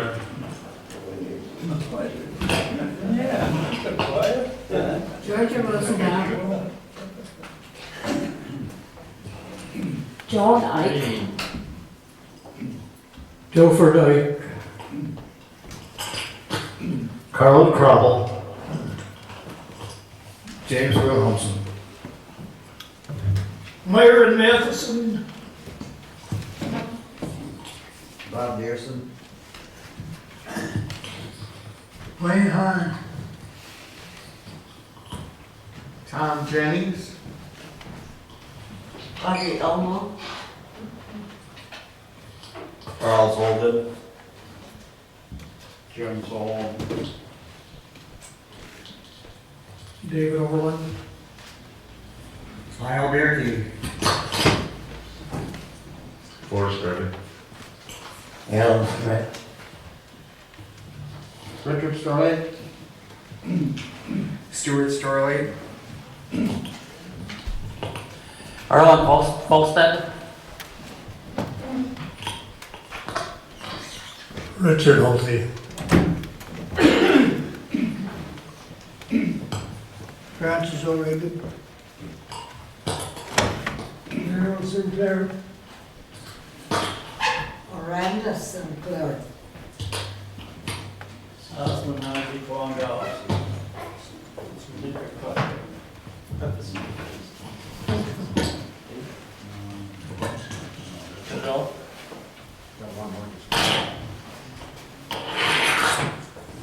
Everybody said their name, so you just will say your name. Brian Lee. Right. Okay, thanks again for coming. I'm gonna send around 3 or 4 sheets here. Supposedly it has everybody's name on it, but probably there are a few missing. And it has, we want your newspaper and your email address. The newspaper because they're gonna do a press release of what went on here, and we'll send it to the main newspapers we want to. Email address is just, if you want to put it on there so we can communicate with you, because at Giants, we do a lot of stuff and we like to let people know what we're doing. So I'll just send that around. If your name isn't on there, then the last sheet, just put your name in and the stuff. Okay, so it's horses and tractors, and by the time I was big enough to do field work, the team of horses was gone, so I can't tell about old-time horses. So I'll tell a simple tractor story. Before I told about our F30 with the big size tires and we used it thrashing and saddle filling. So when we seeded oats, we didn't plow any for oats. We doubled this one way, and then we doubled this the other way. Then we go with the N-gauge seeder. And then after that, we just drag it, single drag it once, and that was it. And dragging, of course, is something the kid can do. And so, get home from school, and Dad would say, well, there's 20 or 40 acres out back you can drag. And so we jump on the F30 and go out there. And we had 380s in a row, so you were a half a mile away from the buildings when you're out there.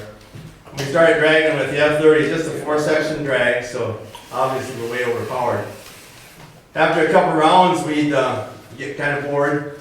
My brother, 2 years older than I, had a little trick. We had the U-bolt that goes on the muffler, around the muffler, was kind of loose. And we could take a pair of pliers and loosen a little, and then we'd take the pliers and lift the hot muffler off. We had a place where we put it. Then we'd be straight off the manifold. And then we'd drag it, which when you're 15-years old, that's really amazing. And actually, the drag pulled pretty easily, so we could slip it into road gear.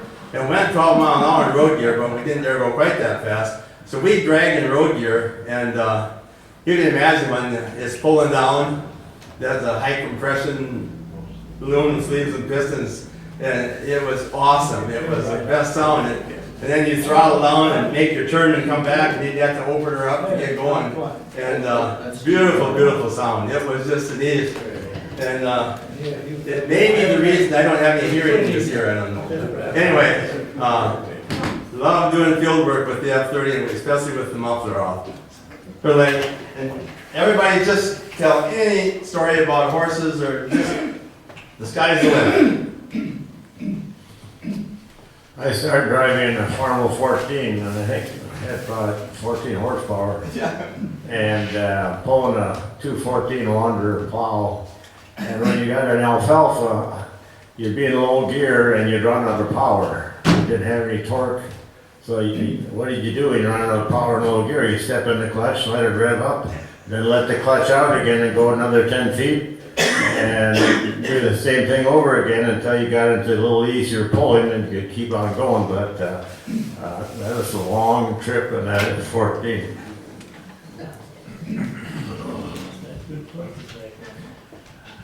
I've got a story about, I believe it's the Farmel F14 that Leonard was just talking about.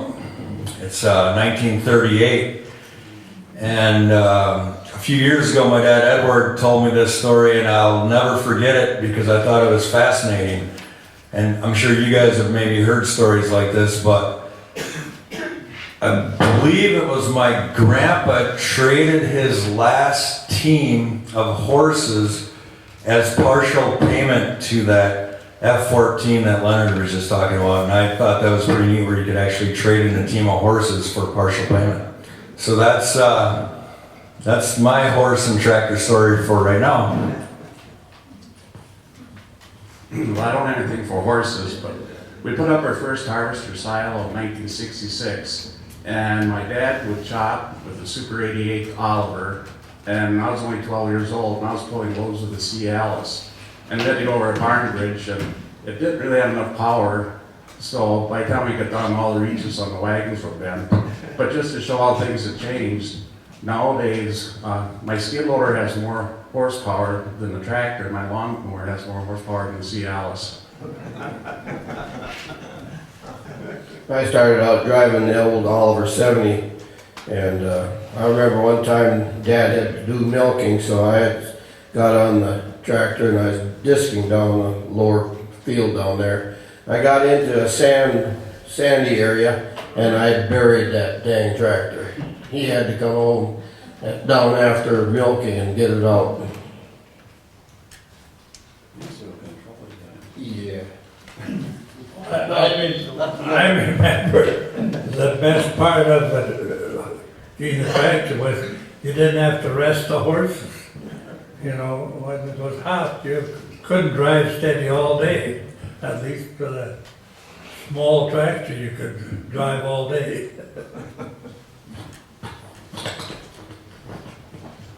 Well, let's see, I guess, as far as horses go, I can remember only dragging one time with the horses. That's the last time, and then we started using tractors more. But except when I helped my neighbors thrashing, I drove this team of Broncos, and God, those horses were bigger than me. I couldn't hardly, but he harnessed them up, so I didn't harness them. But a lot of tractor work, we did a lot of tractors. And Jim mentioned dragging with the tractor. We had this Oliver 70 and 6 gears, and we'd be dragging them wide open in maybe 5th or 6th gear. And our neighbor across the street, the fence there, he had a Farmall 12, and he was just creeping along with that 12. And I know he said many times, "Oh, I wish I had an Oliver."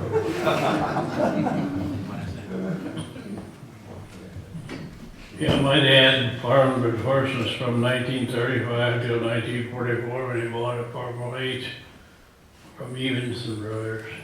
And he paid $1,300 for the cultivators and rubber tires. And I remember the day he brought it home, it was in March, and we hooked our sleds behind the tractor and pulled it all over the yard. And we had horses up until the 60s, but we didn't use them.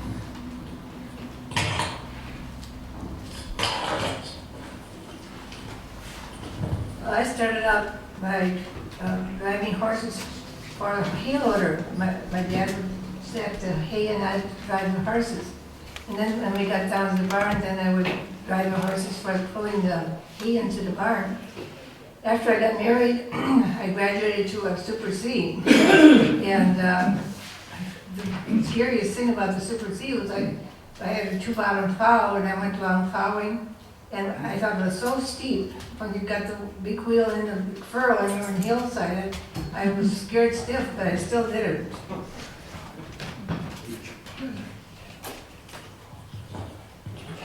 Well, I remember that when we hauled the hay loads up into the barn, we pulled the hay fork, hay up into the loft with horses. And I remember my dad's first tractor was an F-12.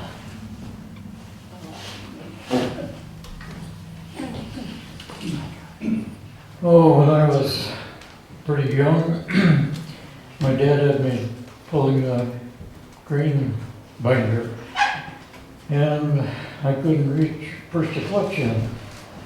So he put a piece of wood, 2x4, wired it on the clutch pedal, and then I was able to drive it.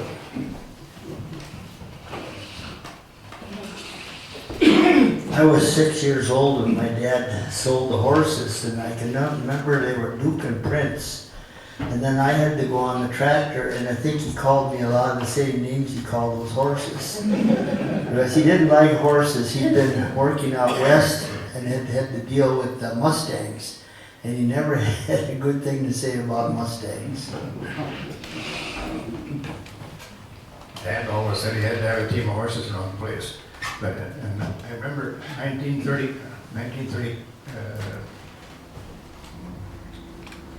39, my dad bought a John Deere B from Herbert Dealers in Icing. It was $832 for a tractor, plow, and cultivator. I don't think you do that nowadays.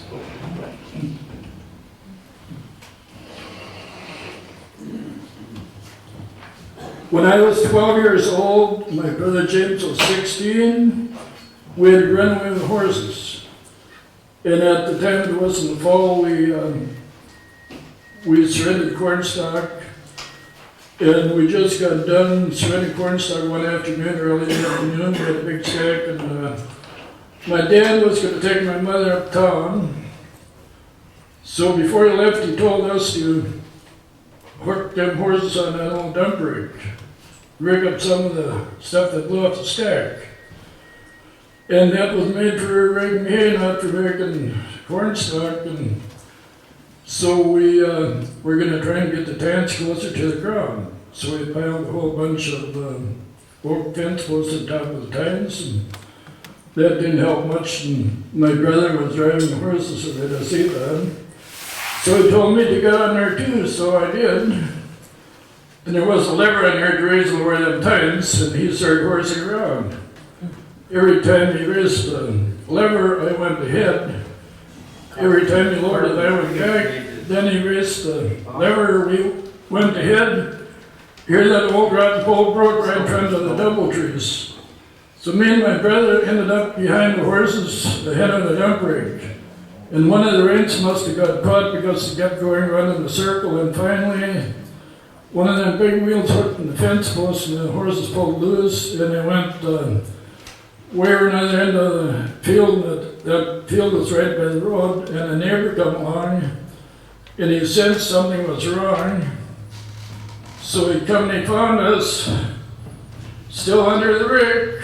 So he called my dad. He had to take us uptown to get to the doctor. My brother James had a broken arm. I was all skinned up in my hip and my ribs, but I didn't have any broken bones. But that was one time I thought Cher was going to die because I could hear the hoofs pounding right by my head. So, but we did survive, and I used them horses on a bounty for many years after that. We never had a problem with them.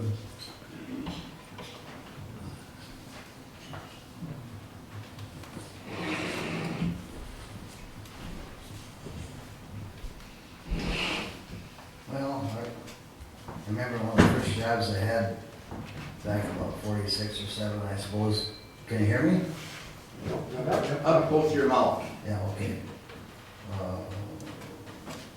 It's pulling hay up. There's a hay mow with John Deere B.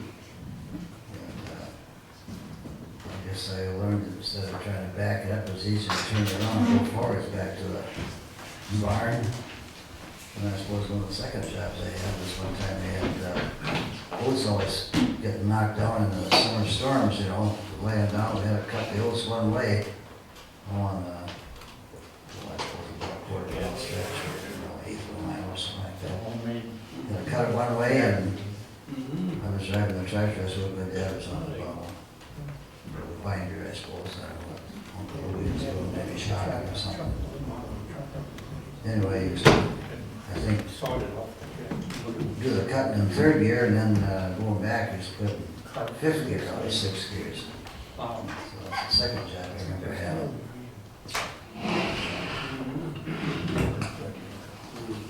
We had a John Deere B, and then I thought I watch them with handbrakes, and then the multi-use for farming. I remember the last job my dad did with horses was corn planting. He loved his horses, King and Queen, they were called. And everything went to the machinery, but the last holdout was planting corn with the horses.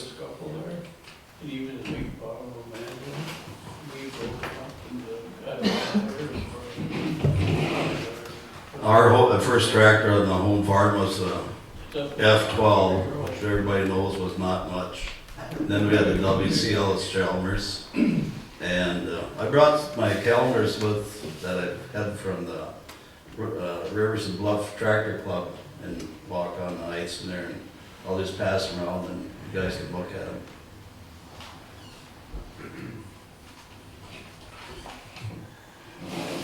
Yeah, Grandpa, he bought a Moline Z up down here and he traded in a team of horses, and then a couple of years later they traded off the other team for a Moline R, and Dad said that was the best thing that ever happened, got rid of the horses. My dad said when the last horse left the farm, he would never want to come back.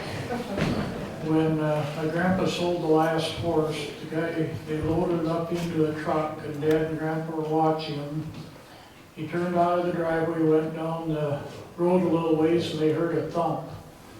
Guy turned around the neighbor's driveway and came back. The horse keeled over dead.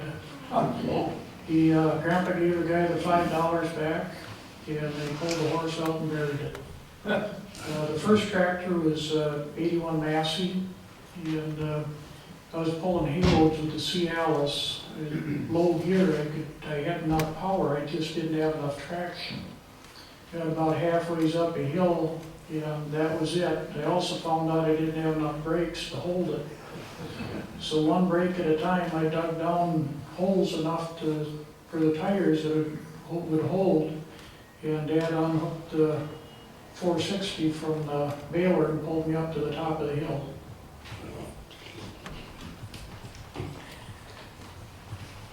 I remember loading manure on a sleigh that had a sleigh and a team of horses.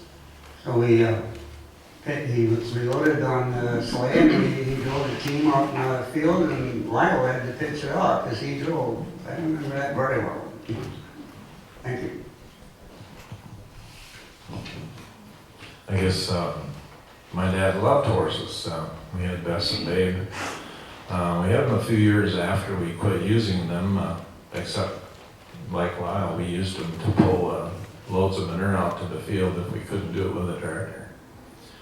And we always had Alice's all the time, so we loved that live power.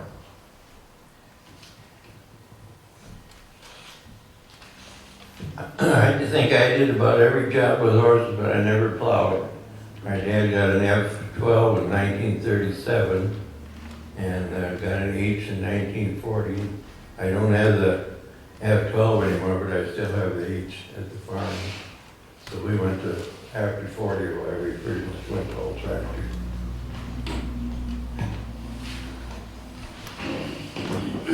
I started out with a John Deere B, driving that and a 2-bottom plow.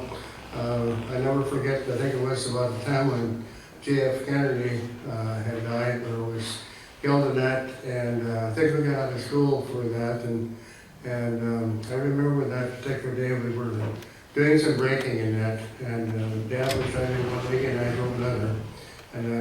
But the one accident that I did have when I graduated, I had bought a 720 diesel John Deere, and I liked that tractor and stuff and that, but Mom and Dad were in the process to move to town, and so they were in town working on their house. And so I was going to do some field work, and so I went to this one particular field where the drag had been left, and of course it wasn't a drag cart on it, other than you could fold the wings in and have them lay on top of each other. And so I backed up to the drag, and left it in reverse, and I got off and hooked up to it. And just as I was putting the pin in, Well, I thought I caught a glimpse of the back wheel starting to move and stuff, and we were on flat ground. And so I quick jumped over the drag, the back way, and all of a sudden, we had the tractor back right up on top of the drag. And it was, I did have it hooked to the drawbar, and so I backed up onto the drag on all 4 sections, and they're spinning. And so I had to jump on the front way to be able to get on and kill it, and had to pull the kill point. And so I got off and I looked at things and that, and here the ear for the drag was tight up underneath the belly of the tractor. And I thought to myself, if I would have stumbled, I would have been between that drag and the belly of the tractor. So anyway, I got back on again, and then I put it into a forward gear and that, and it took right off again and walked off the drag. So I killed it again and that, and tried to work with that clutch, and I could not get any worse. And so I decided that, well, the clutch bearing must be froze to the pulley, and that's why it was positive drive. And so I drove it up to the yard, and then I shut the tractor off and just left it there. But I counted my blessings many times afterwards that it was not underneath that, between that drag section and the belly of the tractor.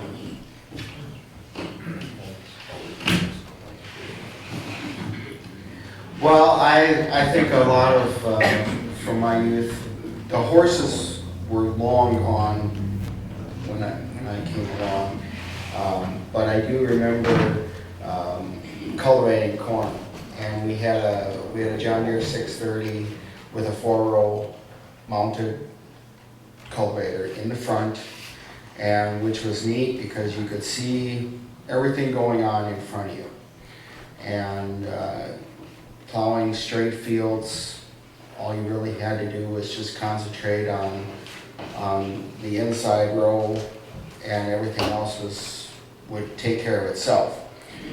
The challenge got to be on strips because you were working with the contour, and the other thing is, if you didn't remember how the field was planted, if you cultivated on the opposite, working the other way, the pattern and everything would not work with a 4-row. And if it happened that you weren't in the right spot, you could wipe out rows, and even going through corners, if you did not line up your tractor just right, you weren't going to wipe out one row, you were going to wipe them all out. And that was always a challenge for me when I was a kid trying to cultivate. You had to live with those visuals for the next remaining of the season, because you wonder why that corn was not there, why wasn't it growing, is because you took them out. So that's one thing I remember about cultivating when I was a kid. I'll give you a call when I get out of here. I get to do the various jobs with the horses too, One thing I used to use the horses and cut hay with the 5-foot mower.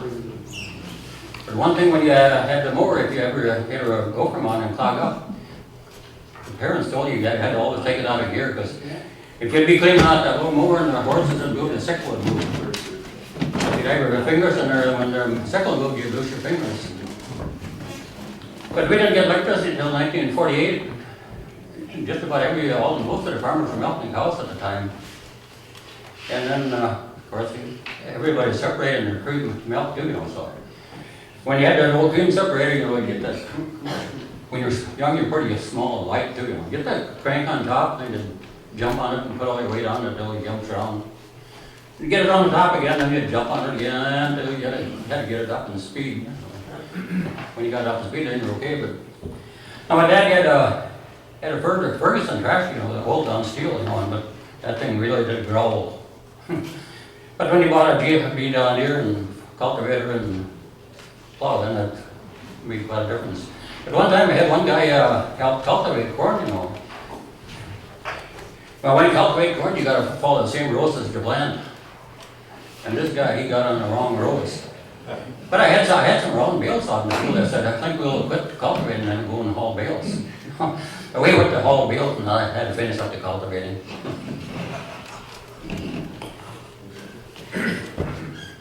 Well, I got one experience that I'll always remember about horses running away. And I was playing in our yard because our yard is kind of a side hill. And all of a sudden I hear a bunch of noise. I was only about 7 years old. Hear a bunch of noise and hear we have a threshing run where the farmers get together and help each other thresh. And out by Newhouse, it's a pretty steep hill, and they came over the hill, and the rack started moving toward the horses. He'd forgotten to tie the rack down. Steel wheel wagon, and it was bouncing along, you know. And boy, I didn't know what was going on until I came down far closer to the house on the side hill lawn. Anyway, he drove right around me and back on the way out the driveway again. And what on some little side ditch or lawn was where the rack pinched him off, and they run back down the road toward Melford and put in the Fellowships farm, and they ended up at Newhouse. They straddled the fence, and it's pretty exciting, a lot of excitement. Roger Bacon was the driver. I don't know if anybody knows Roger Bacon. I do. Yeah. Anyway, he was quite the guy. He got pitched off and over the barbed wire fence. And he hit it to the driveway. And that's something that's etched in my mind ever since. Finished the job when you put the rack down, tie the rack down to the wagon.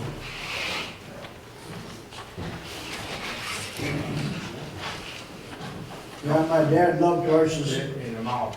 Put it by your mouth. Fast. Pardon? By your mouth. Your mouth. Oh. I got a hair plug in my ear. Can't hear very well.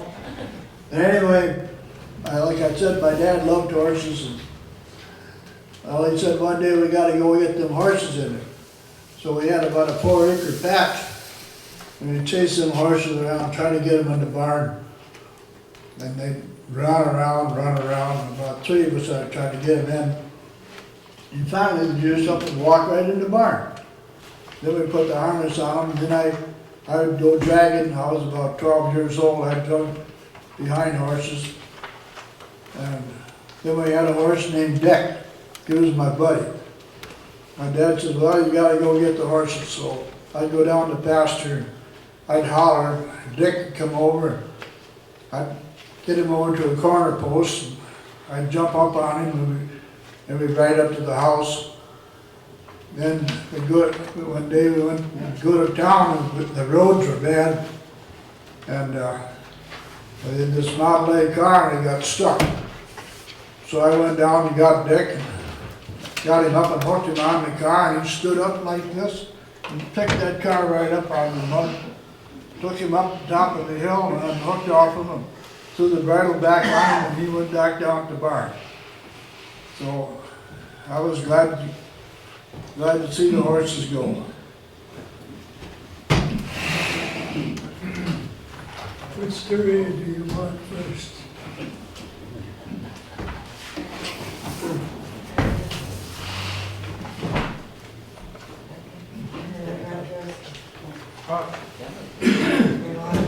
You want to tell her something? Yeah, talk into the They're going to what? He's got the speaker. I was, He's got the speaker. Yeah. Go ahead. Well, I remember things from way back because I had 2 diabetic children and a husband who was in the hospital more than he was home. And I was getting pretty low down. It's a brown. Speak into this. Brown. And, My brother. The high school passed away. teacher wanted to look at my report card. He says, just exactly who I'm looking for. You have chemistry and higher algebra. So I got the job, and I was working, yeah, I got out of there. I was working in the chemistry lab all for 3 years. And so it worked out good. Did you want to say something? When I was young, Close it up by your mouth. yeah, when I was young, I Closer, quick. was asked to take the horse to the stud. And I was a young man and I run the horse. We expected to ride over to the somehow or another I got off and couldn't get back on without help. Close, keep it close. We can hear it. Oh, okay. And when we got to the studying place over on Hesper, I was pretty young, and he didn't want me to go into the barn. But that stud knew that he was going to have, and so forth, and kept me on one side. And I walked all the way over, finished the studying and walked all the way back. Just couldn't get on that pony. And I had a good friend over there in that section of Iowa, and he was using a tractor to take and plow and get the ground ready for feeding, for seeding. And his friend was having horses on the other side of that road. And he thought, well, maybe he's sick. So next time around, he stopped and says, "Are you okay?" Yeah, he says, "I was watching you," and he says, "You don't even take the rocks out from underneath the clouds." And he says, I can't afford to take and stand there and take rocks out. So that fall, we saw the gentleman coming up the road, and he says, "I see you've got a tractor." He says, "Yes, I did." "How many gears do you have?" "High, low, and back up." And he says, he had those horses 2 years longer after he bought that tractor. He just wasn't sure that that tractor was going to start, and he had horses for it.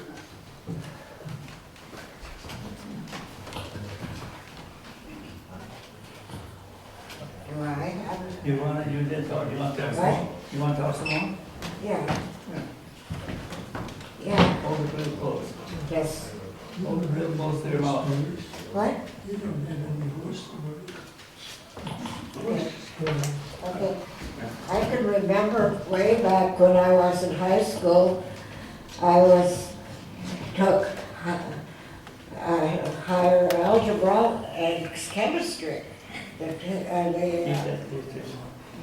Okay. And one day when I came in the drugstore, the druggist there said, I want to see a report card. And when he said, "You're just what I'm looking for, chemistry and higher algebra." So I had a job working in the pharmacy for a long time.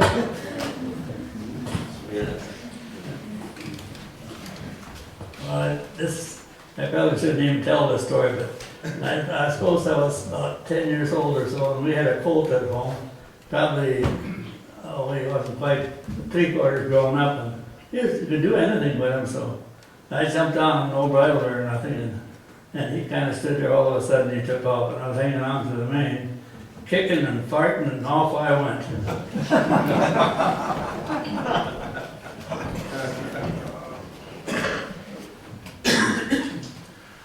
Well, it sounds like some people liked horses and some didn't.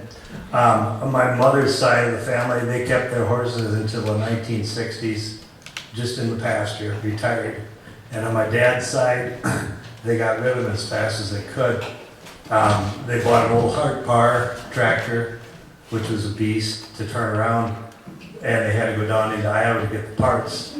But it was good enough that they got rid of the horses and mules at about the same time. A lot of people in our area, I'm from Houston, were getting rid of their mules.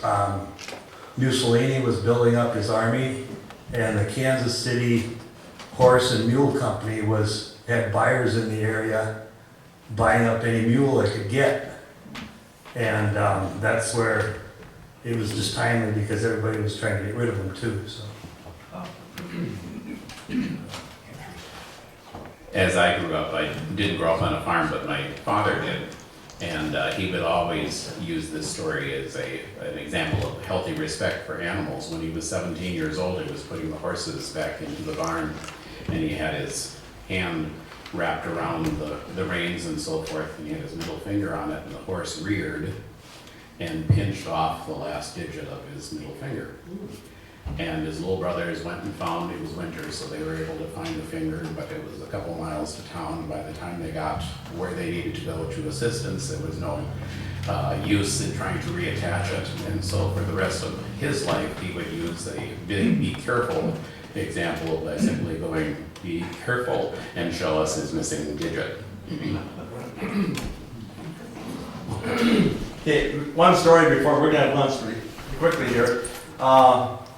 This is another story with the F-30, but anyway, my mother did hardly any field work, raised 5 kids and so forth, but once in a while, and one of the times she had to do field work was when Dad was planting corn. We had a 2-row planter, and he used a wire, so it went kind of slow. But we'd get the ground all ready, and then she would drag ahead of the planter. She'd drag a couple hours every day, and that'd keep up with the planter. So that was her fieldwork experience. Anyway, after a couple of days of that, at the supper table, Dad said, "Hey, I wonder if we shouldn't hire somebody to drag ahead of me. You keep falling asleep, and I'm worried about you." And she said, I don't fall asleep. I've never fallen asleep. And he said, "Well, I see the drag marks. You'd be going down straight, and all of a sudden they'll cut off to the left, and then you pull it back in." He said, "I assume you're going to sleep. What is going on there then?" He said, well, she said, "You don't expect me to run over those field mice, do you?" True story, and we told it at her funeral. Okay, you want to tell Karen that we're going to have lunch now? Anybody else want to? I got something. I don't think anyone touched on this, but when the transition from this is just stories I've heard, so correct me if I'm wrong, but the transition from the horses to the tractors, most of the farmers always had names for their horses. So when they transitioned into tractors, and still up to this day, there's farmers that have names for their tractors, but back in the day, the horses' names would go right into their tractors. So you'd have King and Dick and all these horse names applied to the Farmos and the Al's Chalmers and all these tractors. So I thought that was interesting when I heard that story.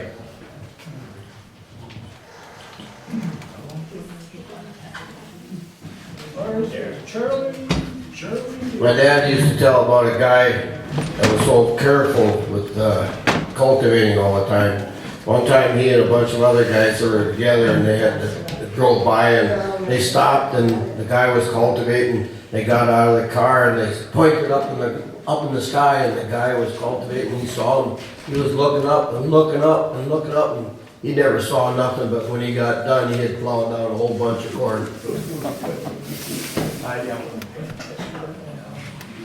I got several stories, but I think maybe the one thing we had, Don and I, we put radios on our tractors. Yeah, hold it a little bit. Yeah, too close. Okay, but I thought you had to be real close. Anyway, we had the first radios on our tractors out in Wilmington, and we had the Olivers, and we put a radio on it. But if you'd open the hood covers, motor noise would come in. So it worked slick for having the radio on the tractor. So we had a radio on all our tractors there. But anyway, our when in 1944, our hired man was cultivating corn right west of town here, and he had the radio going, listening to ball game, and I didn't know until that fall when I started high school. My pal Whiteout down there said, you know, when your hired man was cultivating corn there, listening to the ball game, I was cultivating corn with the horses across the valley, so I parked it in the shade and listened to the ball game. That's pretty good. Anybody else? Okay, anybody else? Give you some coffee while I think. Also, Don and I fixed up a cab on our tractor too, so we had to go out in the winter time, and Don was cultivating, or plowing sod, remember, when winter fall, and the rain was coming down in the furrows. He had a chain on there, he was sitting inside the cab of the tractor with the windshield wiper and the radio going on in there, having a nice time. So we were ahead of time, so I guess.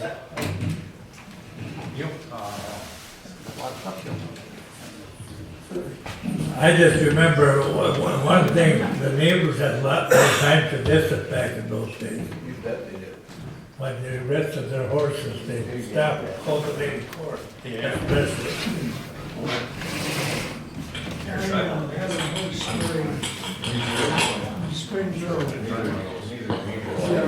Somebody mentioned about the horse mower that it was in that year. I remember Jake Kwong, my neighbor, he was out with a horse mower and he got off and he didn't take it out of gear, and it was being pulled by horses, and the horses spooked when he was working on it, and he went running after it to he grabbed a hold of the seat on the mower. And if you remember, those seats had holes in them, and his thumb went in there and it drug him and it ripped his thumb right off his hand. And I remember he'd always come and want to shake hands with you, and I thought that was kind of strange to hear that time. You have to look out for your fingers. I think it was the second time my dad drove a John Deere B, and he got up to the machine shed, and he was used to 10, 20 corn a year. I had the clutch on the right-hand foot. So when he got close to the machine shed, he held whoa, whoa, whoa, and the tractor kept on going, and he went into the shed and got a little dent here, and then was there until he sold the tractor. Let's take a break.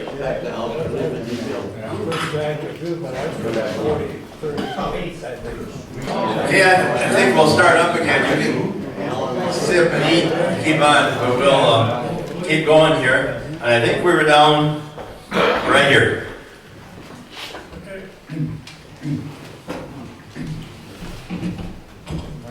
The first tractor my dad had was a hard part. That was before my time.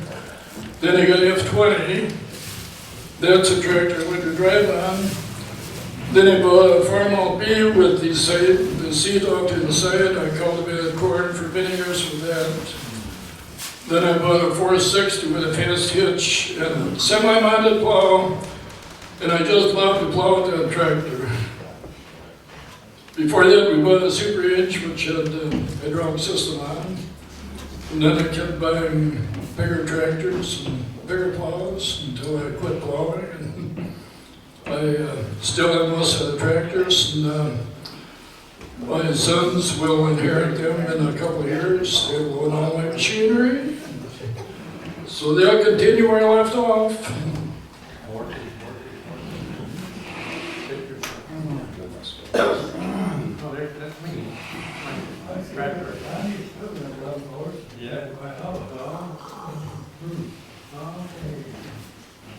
Well, talking about possible accidents, I could have been killed about 8 or 9 times, and I'm pretty lucky to be here, I think. The worst thing that ever happened was I was working for a guy out south of Caledonia using a Farmall 400. We were going to go down the valley to some land, and I think we were going to seed something down there. And we had to take the equipment down there. It's about 2-3 miles away. We had to go down that Zenner's Cabin Road. You know, it's a long road. I suppose it was a half mile from top to bottom. And nobody gave me any instructions on them TAs, you know. We had a 400 with, I don't know, it was 1 or 2 wagons behind. I suppose one had the drag of the cedar on, the other one had a disc on. And started down the hill, and I suppose they throttled back in high gear there, you know, to try to restrain the speed a little bit. Well, the thing was gaining speed, so I thought, well, I'll pull up and TA, that'll slow it down. Boy, I get a surprise. The thing kept gaining speed, so I had to let the TA back, and I was going way too fast already. I thought, well, the only way I'm going to save myself is use the brakes. Luckily, they were locked together and pulling evenly. I got slowed down enough and got down that hill, but I could have been under the tractor and disc and everything else and did, or wish I was dead. Just because somebody, I should have went down in lower gear. I thought that TA had helped hold it back. That was freewheeling, found out.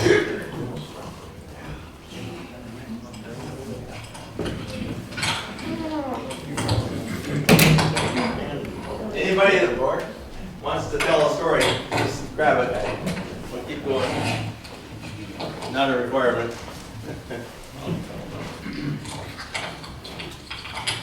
I remember we had plow the hayfield and then the quack would come, so then you'd have to go out and start line cultivating and about as slow as you could go, and it was tough to stay awake.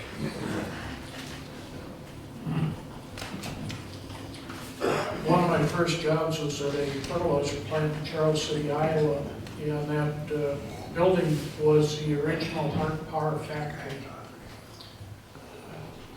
Kind of a little more modern day, but on tractor. I was interviewing a prospective employee, and one of the questions I would ask is, tell me about something that went wrong and what you would do different today.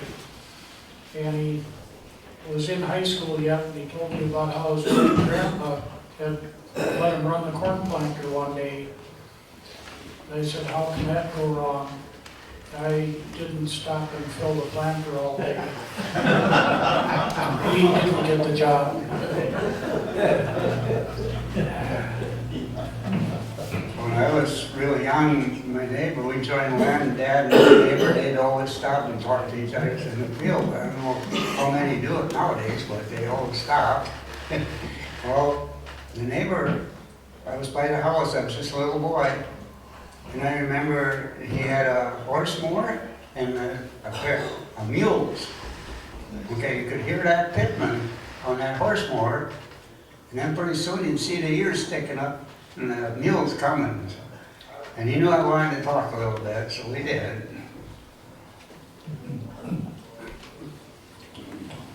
I guess I'm wondering if I can get a show of hands, how many people think they should be dead because of the tractor over the years? Yeah, I figured there would be more hands than that. Yeah, I was hauling a load of lumber home from Spring Grove one time, and down the hill by Myron's place there, a board was dragging, so I was looking back, and then the wheel of the tractor went over the end of the culvert. And I thought, wow, I survived that.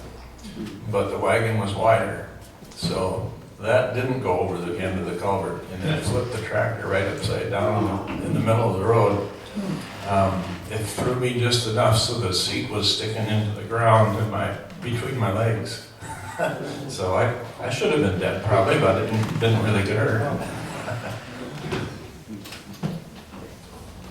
Well, I had a couple of experiences. My first year sticking forth, loose hay, evidently I hollered to go ahead before I was quite ready.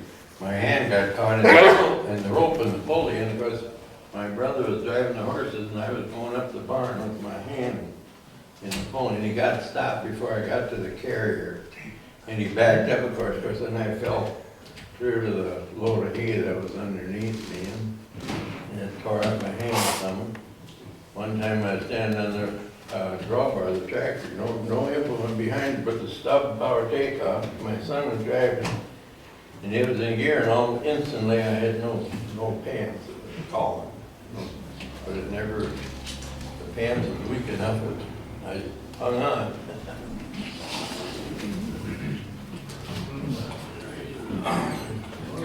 Well, one other thing that I was thinking about here is, for, tractors and how it's, been a replacement for doing a lot of work with horses and that. One thing that I remember about growing up on the farm was around 1979, my dad finally bought a Bobcat skid loader, and that was the single greatest invention they ever made. It was the perfect replacement for the pitchfork. I can't think of how many times that I've used that Bobcat, and at that time, that Bobcat did not have a roll cage. And I had seen skid loaders, other makes or models of even Bobcats that had a cage, or you think of it as a cab, and not really from the standpoint that it's a safety requirement for that machine, but it was a luxury. Well, we never had a cab, as I would call it, and so, but we also had, one time I remember, I was moving hay, and we had a grapple fork or a claw on our Bobcat, and I'd move hay from the barn to the calf house, and we'd always, that grapple fork could handle 6 bales. But if you would close the claw, you could pile 3 more on top of it. And I'll never forget when I was getting hay out of the barn one time, I had the Bobcat parked up on the barn bridge. It was kind of an incline into the barn, and the way you could lock that machine from rolling was to have one stick forward and the other stick backward, and then you would load your hay, and then I would turn the Bobcat on and press on the center pedal to put the claw down so I could pile 3 bales on top of it, forgetting that I had the sticks turned as they were. The minute I turned that key and it started, that machine started turning towards me, and I panicked and I didn't know what was happening, and eventually the Bobcat started to go off the barn bridge, and I just froze and didn't know what I was going to be able to tell Dad, and he had to come with the tractor and a chain, and we had to pull the Bobcat out of the hole that it was in. But and then even a couple other times I remember handling round bales of hay and going into a pen and setting it into the hay feeder, and not really knowing how to do that. I had the loader grabbed onto that bale in an upper position, and so when I lifted the arms all the way up to set it in the bale, the load had upset it and turned the machine down, so I was looking straight down, and I didn't know how I was going to get out of this mess. And I just remember all the things that we used that machine for. doors were widened in our calf house and even in the barn for cleaning out pens, and the pitchfork got to be a distant memory because of that. And that's one thing I remember about that machine. It definitely helped do the work on the farm, was the skid loader. And I'll never forget that. And after we had traded that 610 off in 2000, I think it was in 98 it was, and we went to a different Bobcat, and that of course had to have a cage. I don't know if I could have ever used a Bobcat without a cage because of, you hear of all the safety things or things that could happen with a machine like that. I would not even think of having a Bobcat without a cage now. Yeah, I was thinking, when I was younger, I went to grade school up in Hesper and then high school in Maple. But then, see, when they had the Christmas programs up in Hesper, you know, see, maybe the roads would be filled up so you couldn't go through the roads. But they'd take the horses and sleigh, you know, they'd either drive across the fence or they'd cut the fence. Then they'd drive in the field so they'd get up there. Then everybody had to have a horse blanket on to keep warm. But I was down the old line a little bit ago and I talked to one guy down there. They used to do thrashing down there, and he said they had a lot of rattlesnakes down there. He said, but anytime you had to pick up a shock, when you were thrashing, you had to be careful so you didn't had to walk out with the rattlesnakes. But my one brother, he had a Ellis Chalmers WC with the 2 hand brakes, you know, and then when you go down the hills, you gotta use both hands on the brake. And what you gotta have for the steering? You gotta either use your knees or your chin or something. But in the olden days when they were thrashing, you know, they'd have the steel wheel wagons. And then when they go down the hills, you know, horses couldn't hold the wagons back, so they'd have to put a log chain around the wheel and skid with one wheel. Or sometimes maybe you have to put 2 chains on and make a skid, make both with skid, wheels skid down there. But I remember one time we had a sick horse in the barn, and we had what they call spinal meningitis. I think Jim knows maybe about spinal meningitis. That was a long time ago. But see, when the tractors came out, a lot of people, sometimes they'd get stuck with the tractors, and then everybody'd say, get a horse, get a horse. That's the same way when electricity came out. A lot of people didn't like electricity.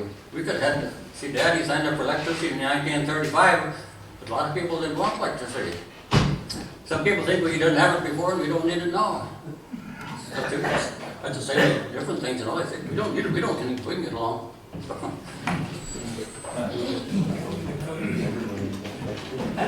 Oh yeah, you want the amplifier?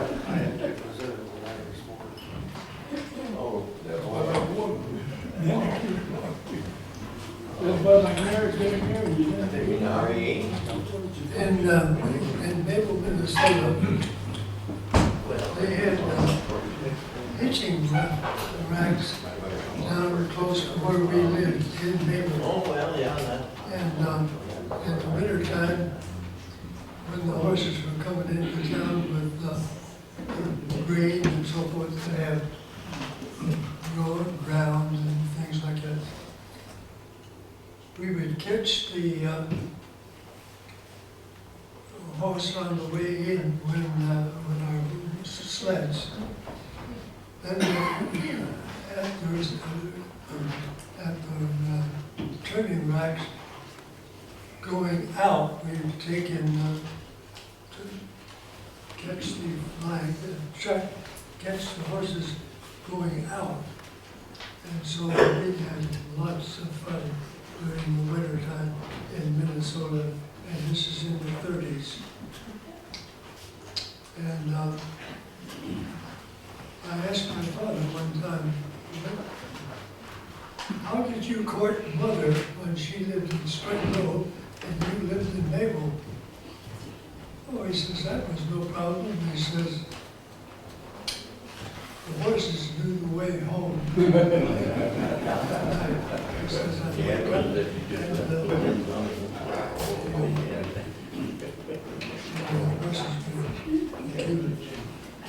Kim. I am the year between my junior and senior year in college and Mabel, Charlie Sullivan said that we're going to have the steam engine, and it would be the last time it was going to be used before it was going to put the steam engine away. I says, I'd sure like to take and work on that steam engine. And Charlie says, why don't you take my place on the run this year? So I had a nice friend and I worked on the build steam engine for the entire run of the history. And I remember back to the list. There's a lot of things. Fuel, wood, but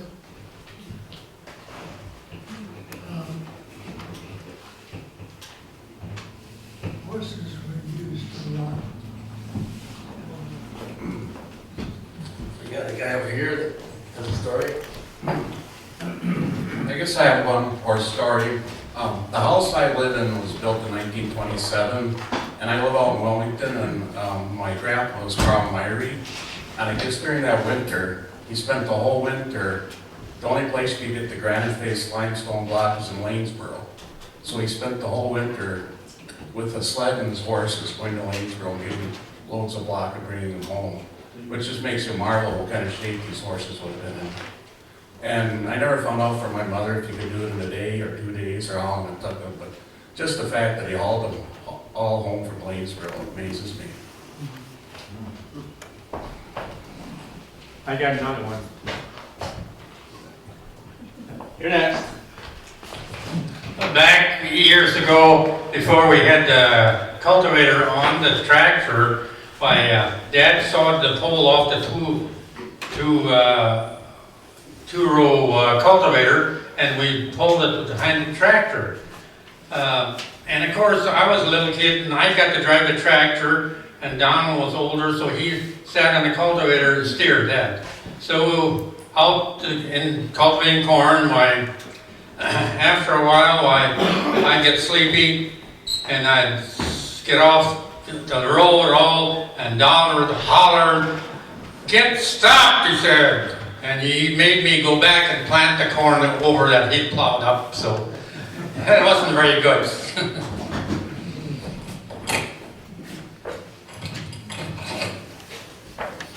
Ozzy, you got a story? Well, I guess I could tell a little one. I bet you could, yeah.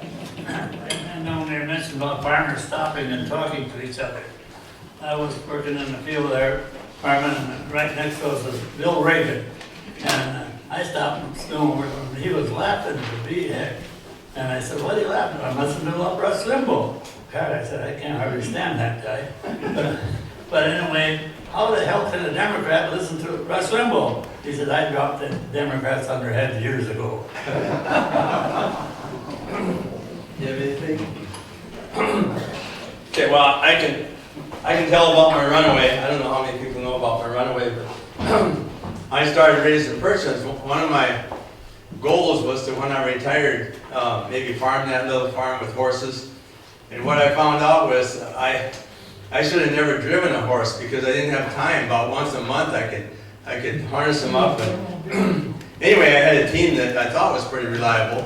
And then I had a 2-year-old that I'd broken myself. And older farmers had told me, if you're going to spread manure, you need to put 3 horses on. It's so much nicer. And I really wanted to do that. So I had this little manure spreader, and I was cleaning out the barn, my day off, I guess. And so I hooked the 2 horses on, and then I had a 3rd harness, and I hooked the 3rd one on. So I had 3 horses, and I hauled 1 or 2 loads with them, and it was amazing. You have a lot more pull. I had to go up a hill with the load.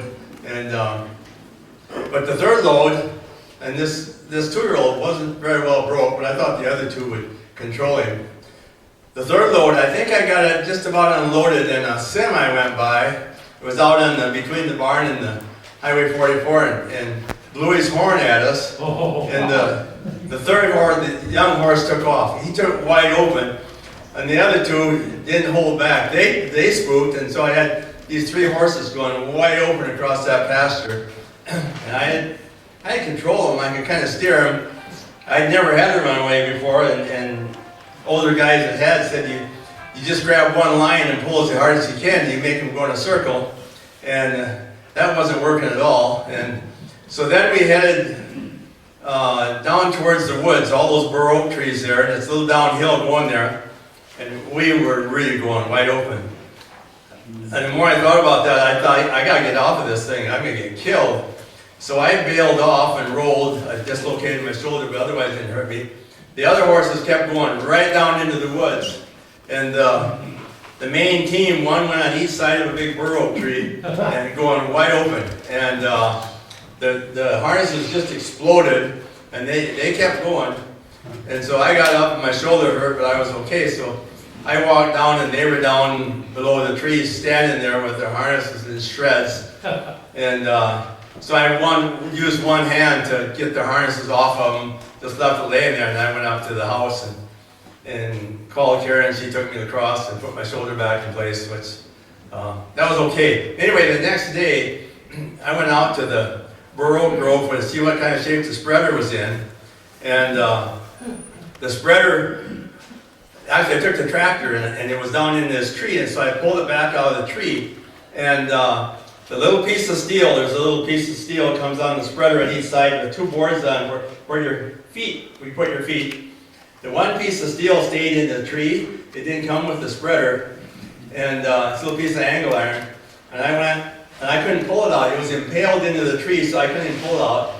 If I'd have stayed on the spreader, that's exactly where I'd have been, right into that bur oak tree. I know I'd have been killed. So anyway, it was wise to jump, and I kind of quit driving horses because I finally realized either you drive them or you don't. You don't do it once a month or so, because they never get broken, and it's not good for you or the horses. That's my runaway story. Anybody else? We can go. Yep. My dad drove horses quite a bit. He had a couple of good teams in that, and he made a covered wagon. They used to go on wagon rides and that, but in order to break his horses, he said the best thing to do, he says, is take them out in a plowed field. And we had one horse named Cookie, and we broke the other horses with that horse because she wouldn't put up with anything from the other horses. If they weren't pulling their load, she'd kick them. And if they were trying to run away, she'd just hold back. She was a good horse to break with. But Dad did a lot of field work, messing around with it. He did plowing with him and almoner and stuff like that. And I got to do a little bit, but nothing too much. I gotta say, Kenny Buxengard was one of the best horsemen I ever knew. Your dad, he broke those 4-horse teams to drive in parades and everything. I wouldn't do that in a million years. Anybody else? Jim, just a quickie here. What's the name said about the skid loaders? Well, I had a Owatonna skid loader without a cab on, and I was backing, instead of going up on the hill here, I backed up, I was going up by the windmill. So I started backing up, and I got just about to the top, and the motor stopped, no brakes, and it started to go forward again, so I bailed off, threw chips out, and it rammed ahead and hit a tree, and if I'd been in the cage, it wouldn't have been very good. Sometimes it's really good just to give up and get the heck out of there. Here we go.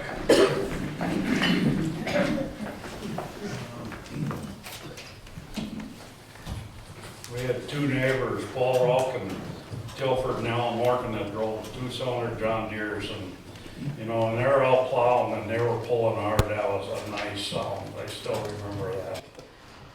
You could pull them down to just about where they weren't running, and they'd pull right out of it.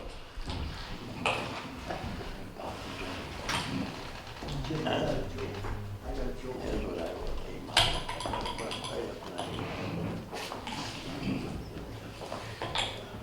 Yo, Garland.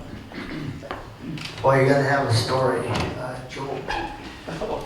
Lars was living in Spring Grove, but he couldn't have a job. So he answered an ad up in the city for a janitor at a Lutheran church up there. And he got up there, and boy, they were just the kind of guy they wanted. He'd been a carpenter, and he had a lot of skills. And they said, gave a contract in front of him, and he looked at it. He says, "Well, I can't sign that." And they said, "Why?" He says, "Well, I can't write my name, and I can't write." Oh golly, they said, "That's kind of too bad, because if the minister is gone, then you have to answer the phone. You got to write down the messages." So they said, "We can't use you." Well, he was pretty disappointed, but he decided to head west, and he ended up in Seattle, Washington. And there he had got on a little fishing boat. Well, he saved all his money, and pretty soon he bought his own fishing boat. And he was very successful at fishing, and pretty soon he had 2 fishing boats, and he had 3, and he had 4, and he ended up with 6 of them. Well, he thought that he wanted, every night they had to come in and they had to clean those fish, and then they had to freeze them. He thought, well, if he had a ship out there, and he could get them cleaned and froze out there, and it would save, he could stay out for a whole week and make a little more money. So he went to the bank and asked them if that would be, and they looked over his record. They said, "Well, you're so well known here. Yeah, we'll give you the money for it." So they come with a contract, and they put that in front of him and said, "You sign the contract." And he looks back and he said, "Well, I got to tell you," he said, I can't read or write." And the banker sat back and says, "Lars," he said, "just think what you could have done with your life if you could have been able to write your name in that." "Yeah," he said, "I could have been a janitor up in that Lutheran church in Minneapolis."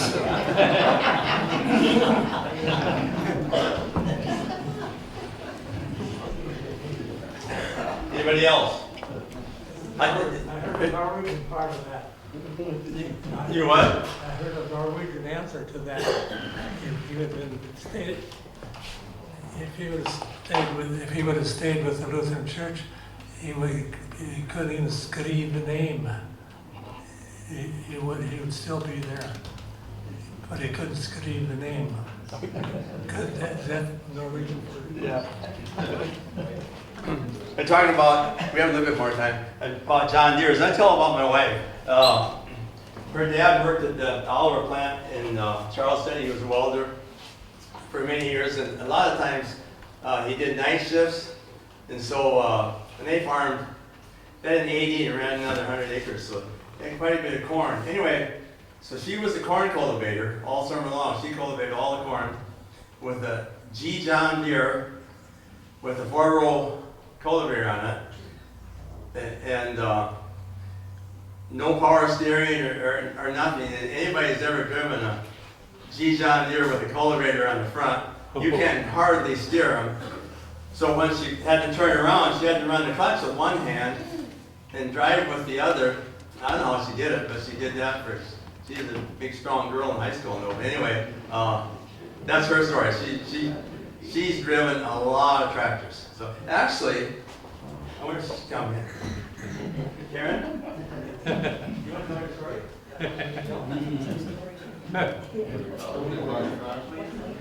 She actually has a story, and she's going to come in and tell it. Am I telling my story? 5-year-old, whatever you Well, I was the oldest child in my family, and so my dad always needed a hired man. And he was disappointed that I was a girl, but it didn't stop him, and so he got me to do all kinds of things for him. And one of the things he asked me to do was to drive the John Deere tractor on a trailer, and we went to the field, and he had a corn knife, and he would cut the stalk of corn and throw it onto the trailer, and I would drive along beside him until he got enough to feed the cattle, the dairy cows, for the next day. And then we would go back home. And tell how old you were. I was 5. And so we were coming home one day from the field, and he went ahead of me to open the gate because the cattle were there near the barn, ready to go in. And so I don't know what happened, but for some reason I cut the corner too short, and I broke off the corner post that was holding the gate. So it wasn't a happy evening, but he didn't give up on me. He still kept giving me jobs. Can I tell about 9? When I was 9 years old, he had me driving an old Ford pickup that he would put seed corn and fertilizer in, and I would have to drive, he would load that, and then I would have to, at the right time, drive that down the road, a county road, to the field where he was, and that was part of my training for learning how to drive at an early age. Thanks, Karen. Anyone else want to tell a story? Otherwise, The only thing worse than being the oldest girl in the family is be the oldest one in the family and be a boy. Then you do all the work. Yeah, right. Well, I was the youngest one in the family. I was the oldest. I had 3 sisters, all older, and then finally I got 2 boys at the end. So whatever works. Okay, well, next time it's on handling livestock, and I know there are a lot of stories about the dumb things livestock do. So anyway, anybody can make it. And then the thing is, next time we're wearing 50s clothing as much as you want to anyway, whatever you were wearing in the 50s. And then actually, when we're through, everybody's going to line up back by that mural, and we're going to take a photo of everybody that was here next time. So anybody can come. I've got a couple of great stories. One's never been told, and I think the guy's been gone quite a while, so I can tell him. Anyway, anybody doesn't have anything else, we'll wind it up, and we'll see you next time, maybe. Yeah. Okay.